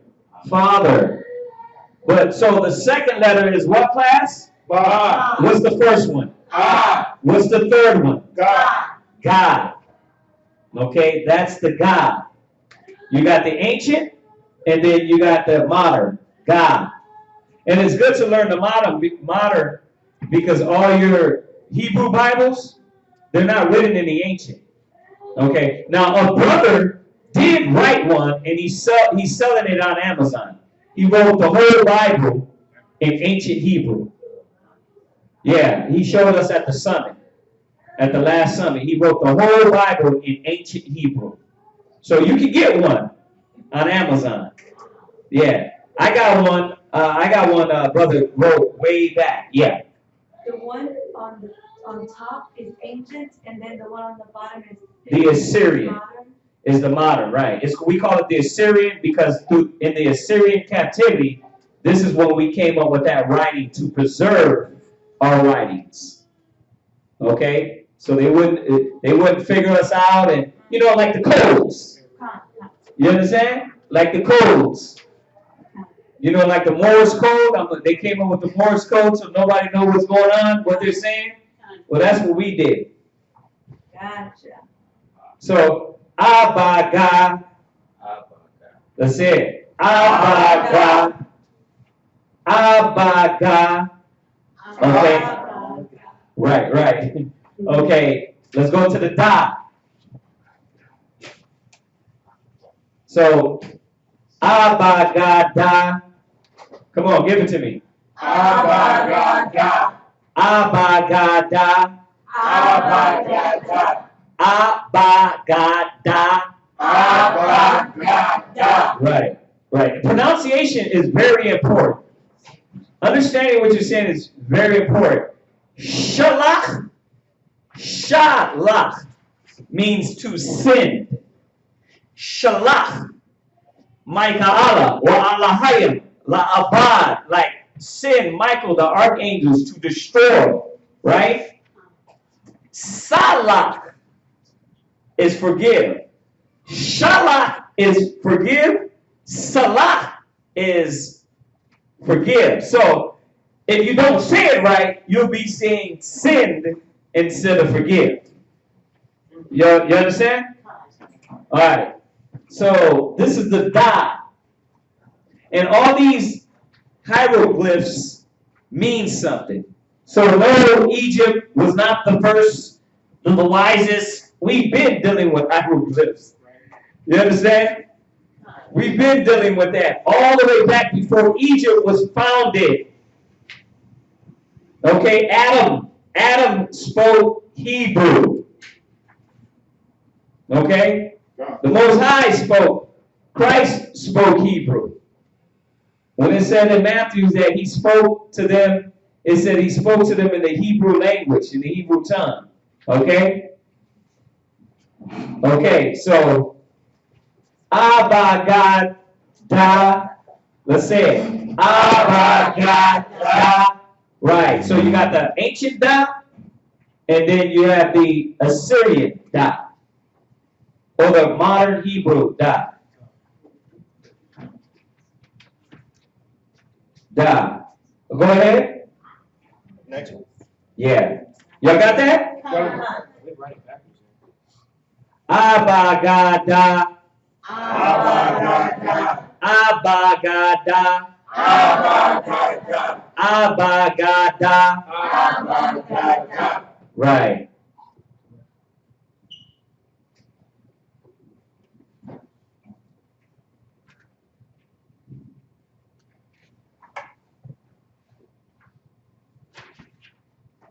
Go ahead, Abagadaha. Abagadaha. Abagadaha. Abagadaha. Abagadaha. Abagadaha. Abagadaha. Abagadaha. Right. Ha. Okay. And they all have symbols and meanings, and we'll go over all those. I'm just trying to give you a quick run through. Ha. Ha. Ha. Ha. Ha. So abagadaha. Abagadaha. Y'all got the ha down? Ha. Okay. Let's go to the next one. Abagadaha. Abagadaha. Abagadaha. Abagadaha. Abagadaha. Abagadaha. There's actually a kid's song on YouTube with the ancient Hebrew. So if you need to learn it, you can go on there and learn it. Pronunciation is important. Abagada. Y'all got the paper. You see his writing skills are kind of hoodish up in here. Kind of real. Abagada hawa. Right. So wa. That's two. You put two symbols at the bottom. Wa. Assyrian. Fix the Y in the Syrian. Fix that. Look at your paper again. Fix it. Just erase the left side. Oh, my bad. Abagada hawa. Right. So you got the wa. The wa. It's actually like this. Look at your papers too. Yeah, that's the wa. That's the wa. Abagada hawa. Abagadaha. All right. All right. Now we got the za. Yeah. Oh, you were saying that the modern is in the book, it's not in the book. The modern is not in there. It's just the ancient. Oh, really? We got to fix that. We got to get revised pamphlets. We got because they need the modern. So Sammy, can we get that? We. Hmm? You can add it. It won't be a book. What do you mean? I can't print this way anymore. Oh, poo. Okay, so we got to just get a filler, right? Oh, we have to get them that. The modern, because they need that. The ancient is good, but you're not going to get nothing written in ancient. That's just for us. Okay, and that's for the scholars. When you go read that Moabite stone, it's ancient. It ain't modern. So you're learning the writing that scholars know how to read. So people think, well, it doesn't matter. Well, if you want to read what the hell's on that Moabite stone, it's good. It's good to know the ancient Hebrew. Okay? Yeah. So, the modern is what they use, The so-called Jews. The so-called Jews are using now with the dots and all that. Yeah. Right. The dots and all that is like vowels and they added little Hebrew, little English type of ideals to Hebrew. Okay. That's all they did. Just to show exactly what the word is supposed to be. Yeah. See, the other one's a little better on the modern Hebrew, like the so-called Jews Hebrew. All I know is that the dots, they mix it with vowels and consonants and all that stuff. Like Hebrew, we don't have none of that.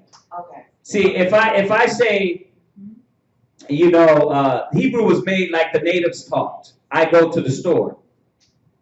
You understand? It wasn't like I'm going to the store. It was just I go store. Straight to the point, comprehending much in few words. That's how Hebrew is. Okay. Right? So, I'm gonna think of another example too. Straight to the point. But yeah, all that with the so-called Jews came up with is more confusion. It make it more hard for you to understand. Abagada hawa. Abagadahawa. So the next one is za.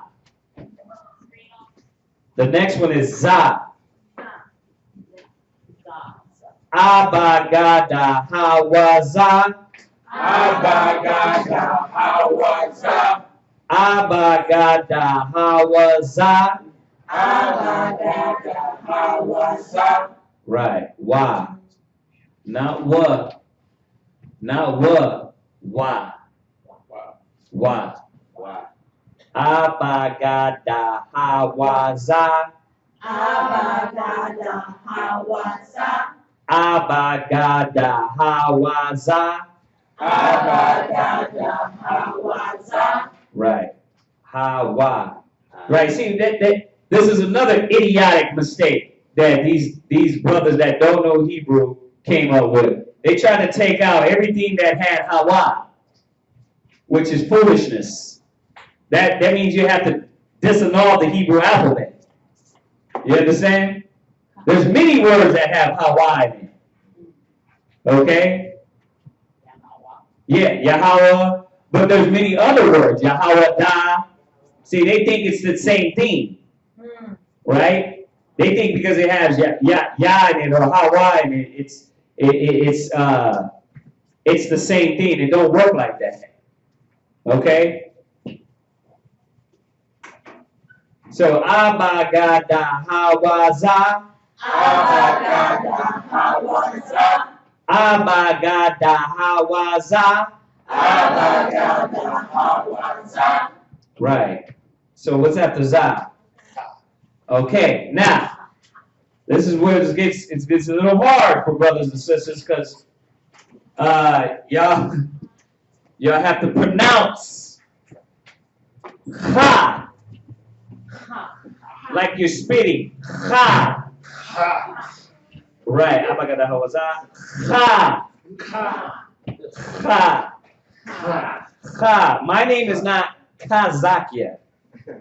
My name is Kazakia. It means strength. And I'm just using my name because the Cha's in there. Cha. It's not Ka. Kazakh. That's probably a whole different word. My name is Chazak. Cha. Ha. Yeah. Ha. Ha. Ha. Ha. Ha.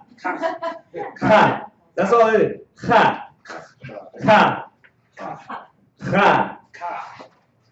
Abagadahawaza. Ha. Ha. Ha. There you go. You got it. Yeah. Ha. Ha. Ha. Right. Abagadahawaza. Ha. There you go. Abagadahawaza. Ha. Ha. Right. Ha. They usually have just the ha, like a chain with the ha on it. You ever see so-called Jews that have the ha? Okay. The ha represents, and like I said, we're going to go through this, but it's not on here either? The meanings? Yeah. I don't think so. What happened? What's going on here? This is anarchy. Abagadahawaza. Ha. Ha. Right. So that's very important. The ha. The pronunciation of ha. You know, sometimes when you're speaking, you say it quick and that's understanding. But if you don't know, you just don't know what the hell you're saying. You understand? So ha. I think that's important. No, support is sama. Ha. I'll get those. We'll get those next time. I don't have to go through that now. But ha. Ha. All right. So Abagada Hawaza. Abagada Hawaza. Ha. Ha. Ta. Ta. Ta is the next symbol. Ta is the next symbol. Abagada Hawaza. Abagada Hawaza. Chata. Chata. Chata. Chata. There you go. You got it. You got that ha. It ain't all. It's not all that hard. Ha. Ha. Abagada Hawaza. Abagada Hawaza. Chata. Chata. Which we want to get to where y'all can start writing the Our Father prayer in Hebrew. Abagada Hawaza. Abagada Hawaza. Chata. Chata. Right. So ta. Abagada Hawaza. Abagada Hawaza. Chata. Chata. Right. What's the next one? Yeah. Yeah. Abagada Hawaza. Abagada Hawaza. Chataya. Chataya. Chataya. Chataya. Come on, sis, you gotta do it. You doing it? To know it? Yeah. Oh, okay. No. Abagada Hawaza. Abagada Hawaza. Chataya. Chataya. There you go. Abagada Hawaza. Abagada Hawaza. Chataya. Chataya. Abagada Hawaza. Abagada Hawaza. Chataya. Chataya. Chataya. Chataya. Chataya. Chataya. You see how the natives, how they sounded to them, like the sounded to them is like yeah, aha. Then like they were just how yeah, like that's all they can hear. The white man can only hear ha ha ha ha. Abagada Hawaza. Abagada Hawaza. Chataya. Chataya. It's important to get that ha. Y'all got the ha? No. Say it. Ha. Ha. Ha. Ha. Abagada Hawaza. Abagada Hawaza. Chataya. Chataya. There you go. So what's after ya? That's the ka. That's the ka. Ka. That is the ka. Abagada Hawaza. Abagada Hawaza. Chataya. Chataya. Ka. Ka. Right.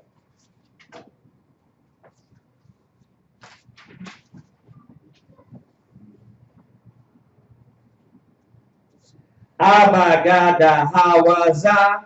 Abagada Hawaza. Chataya. Chataya. Right. Ka. Ka. Right. La Chama. His name is La Chama. It's not La Chama. It's La Chama. That's his name. La Chama. La Chama. That's his name. La Chama, which means what? Fighter for the Most High. Lakama Ya Allah. La Chama Ya'ala, which is fighter for Yahweh, right? La Chama is fighter. Yes, sir. You understand? The Cha. Okay.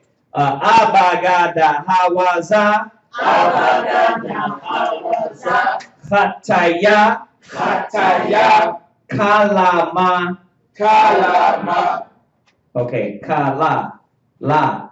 La's the next symbol. Abagada hawaza. Abagada hawaza. Khataya. Hataya. Kala. Kala. Kala. Yeah. The only hard one really is kha. Kha, that's the only hard one. Abagada hawaza. Abagada hawaza. Khataya. Hataya. Kala. Kala. There's the la. Y'all got that?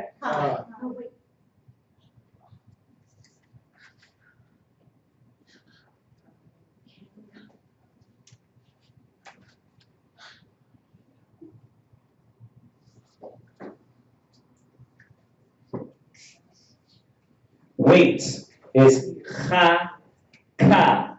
So like I'm just throwing that ha out there, right? See, wait is ha ka. Ha ka. We'll go over words, but I'm just kind of giving you an idea of where that ha is used. Ha ka. Ka ka is wait. But it's not ha ha, it's ha ka. That's wait. C-H-A-A K-A-H. Yeah, you say that. The ha comes at the end. Ka. Can you say it again? Ha. Ka. The H is automatically going to come, but remember there is an H at the end. Ka. Yeah. So abagada hawaza. Abagada hawaza. Khataya. Hataya. Kalama. Kalama. Kalama. Kalama. That's the next word or a symbol.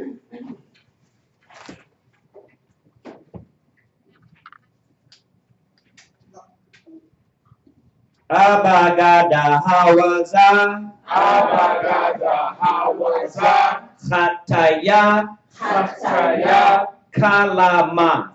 Kalama. Kalama. Kalama. Right.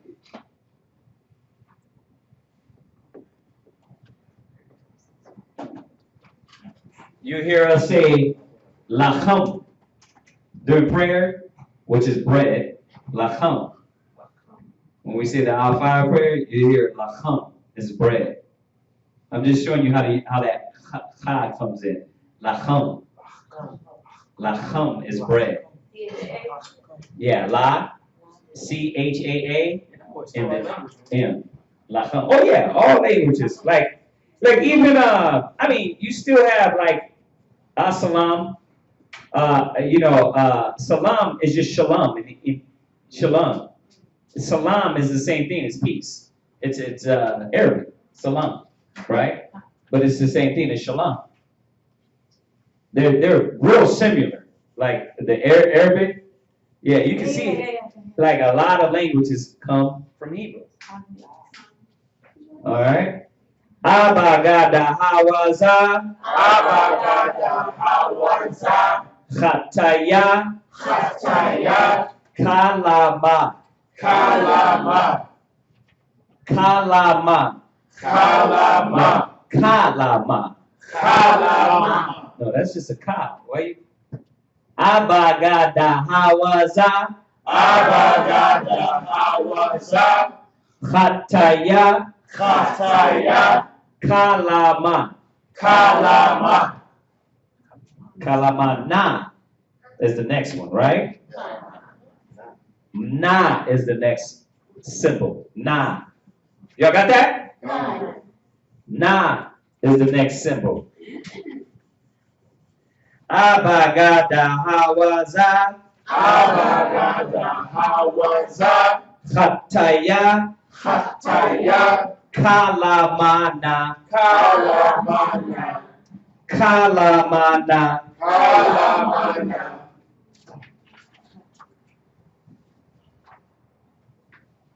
Na. Abagada hawaza. Abagada hawaza. Hataya. Hataya. Kalamana. Kalamana. Y'all got na? Nah. Y'all got it? Nah. What's the next one? Sa. Sa. Abagada hawaza. Abagada hawaza. Hataya. Hataya. Kalamanasa. Kalamanasa. Kalamanasa. Kalamanasa. Sa. Sa. Yeah. Sammy, you got this one right here, sis? Oh, this doesn't even have the, no, this one don't have the Assyrian on it either. There's one around here though. Somebody has that one that has both. You got it? No? The old one? No, somebody has that one paper where it got the ancient and the Assyrian on it. Oh, I don't. You know which one I'm talking about, right? It's in my car. Okay, yeah, that's the one you want to dub up. Abagada hawaza. Abagada hawaza. Hataya. Hataya. Kalamanasa. Kalamanasa. Now the next word is I, which is the only effeminate word in Hebrew. I. I. I. Yeah. I. I. I. That's easy, right? Okay. Abagada hawaza. Abagada hawaza. Hataya. Hataya. Kalamanasa. Kalamanasa. I. There you go. Abagada hawaza. Abagada hawaza. Hataya. Hataya. Kalamanasa. Kalamanasa. I.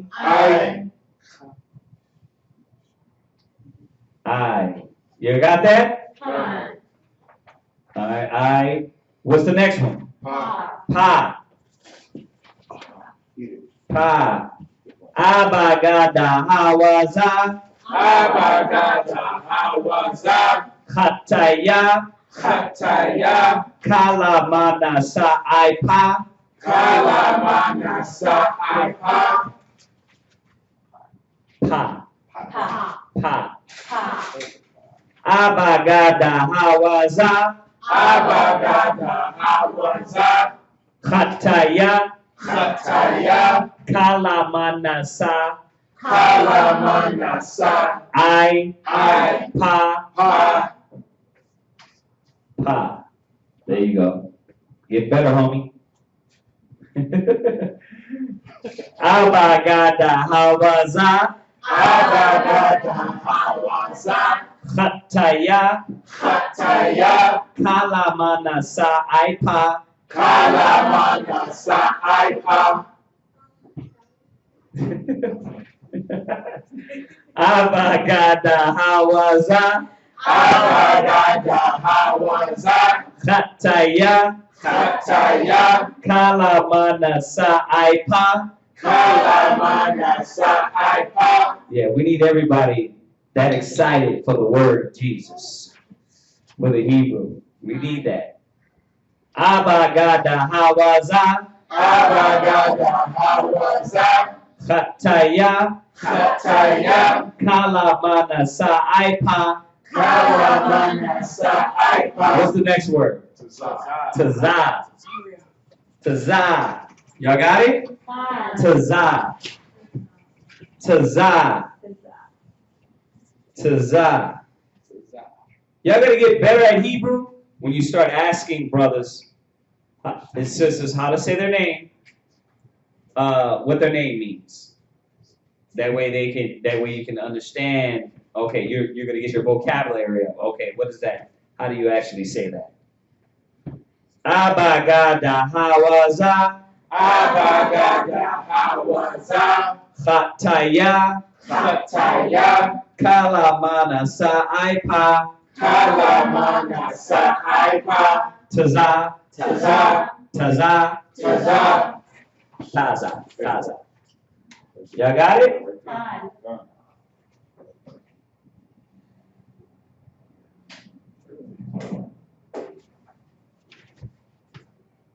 Abagada Hawaza. Abagada Hawaza. Khataya. Khataya. Kalamana Sa'aipa. Kalamana Sa'aipa. Taza. Taza. Taza. Taza. Taza. The next word. Kwa. Kwa. Kwa. Kwa. Kwa.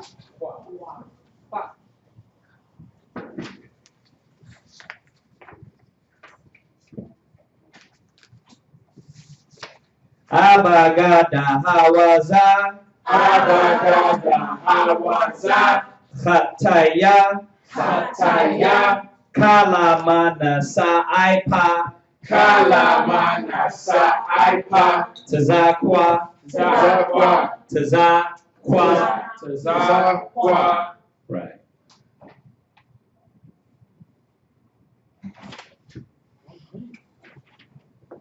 Now, yo, if y'all have enough initiative in you to show up, then we can go over what they mean.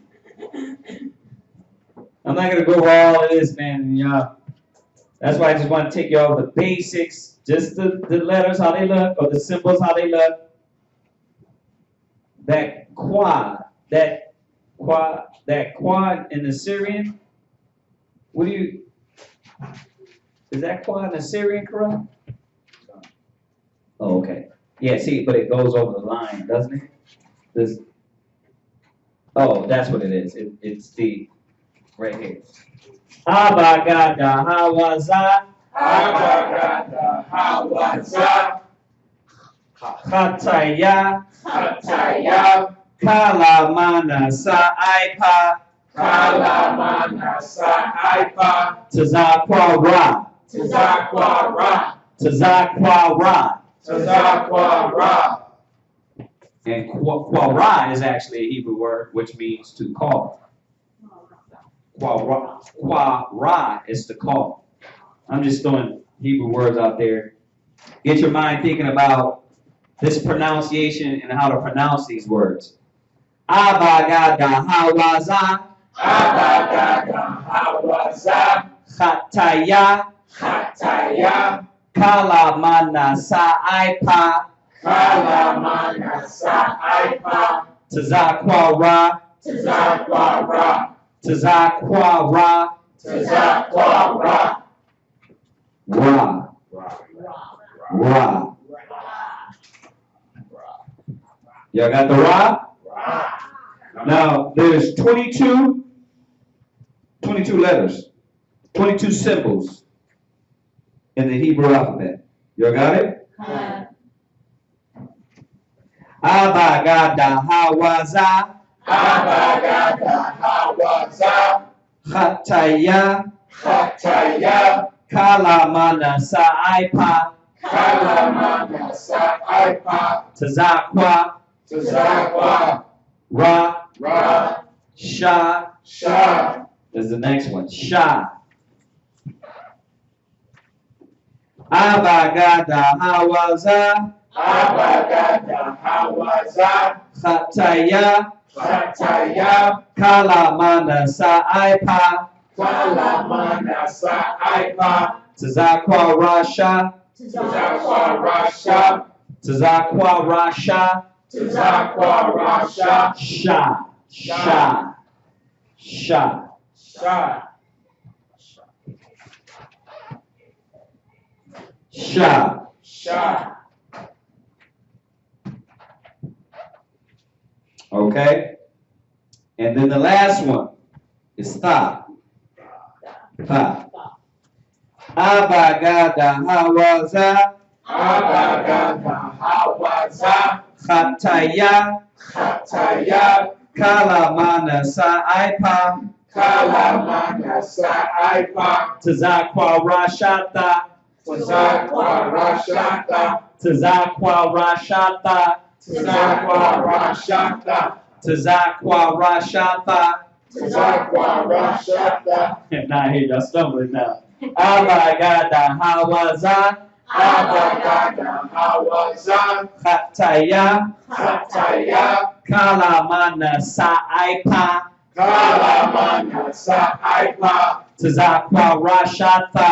Tazakwa Rashata. Tazakwa Rashata.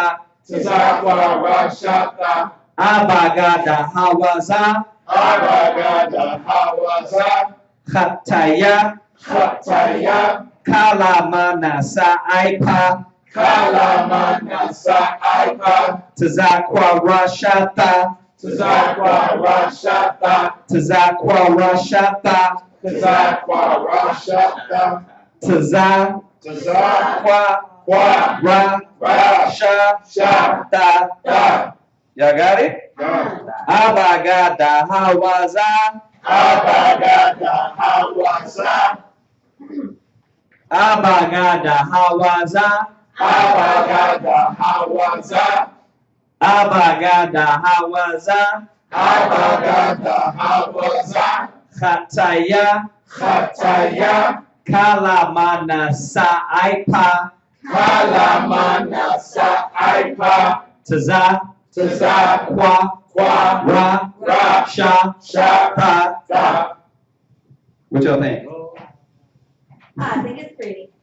Abagada Hawaza. Abagada Hawaza. Khataya. Khataya. Kalamana Saipa.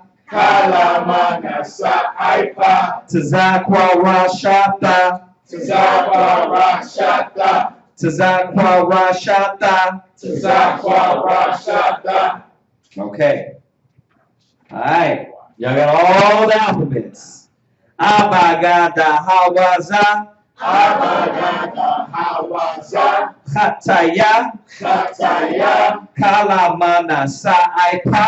Kalamana Saipa. Tazakwa Rashata. Tazakwa Rashata. Tazakwa Rashata. Tazakwa Rashata. Tazakwa Rashata. Shata. Gotcha. All right. Who can say it?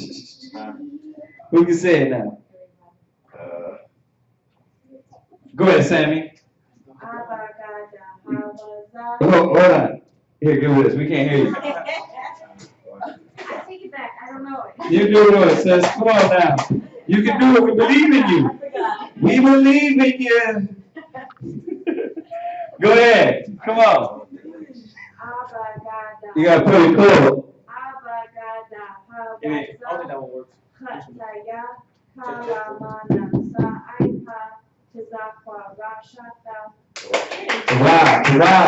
Tawama'ad. Tawama'ad means very good. Tawama'ad. Tawama. How you spell it? You gotta go in your Hebrew book, look up very good. Tawab ma'ad. Okay, which it means very good. Okay, who can do it next? Abadiah, you ready? Let's go. Abagada Hawaza. Khataya. Kalamana Saipa. Tazakwa Rashata. All right, good job, good job. Who else? Shirai, you ready? Let's go. Abagada Hawaza. Khataya. Kalamana Saipa. Tazakwa Rashata. All right, Tawama'ad. Now, which one of you brothers is ready? Brothers up, give it to us. Abagada Khataya. No. Start over. Oh, fine. Abagada Hawaza Khataya Kalamana Saipa Tazakwa Rashata. Come on. You ready? Let's go. You can do it with the paper now. Abagada Hawaza. Khataya. Kalama Nasa Ipa. Zakwa Rashata. It's all good. You got it. All right, everybody. Abagada hawaza kataya kalamana saipa tazakra rashata. Like, come on. Abagada hawaza kataya kalamana saipa. You gotta do it. Listen, now. You gotta do it with the motion. Now, do it again. Come on. Abagada hawaza kataya kalamana saipa tazakwa rashata. Taza what? Kwa rashata. All right. Tuwa. All right. You want to try? Try with the book. I need to go to the mirror. Abagada hawaza kataya kalamana saipa tazakwa rashata. That's good. Tuwa. All right, everybody. Abagada hawaza kataya kalamana saipa tazakwa rashata. Again. Abagada hawaza kataya kalamana saipa tazakwa rashata. Again. Abagada hawaza kataya kalamana saipa tazakwa rashata. Tuwa. Give yourselves a hand. All right. Okay, so that's going to conclude that Hebrew. Like I said, we keep going over that. Okay? Okay, class? All right. Now y'all know Hebrew. Y'all supposed to use it. All right. So we're going to go ahead and, with that, brothers and sisters, we're going to go ahead and finish up with the prayers. You brothers and sisters that want to join us for the prayers in class and everything, you got to come into class. We're not going to be showing that all the time on online. So otherwise, if y'all have any questions, you know where to get a hold of us. Brothers and sisters, let's say shalom to everybody. Oh, go to the white part. Yeah, say shalom to everybody online. Shalom. Press yes.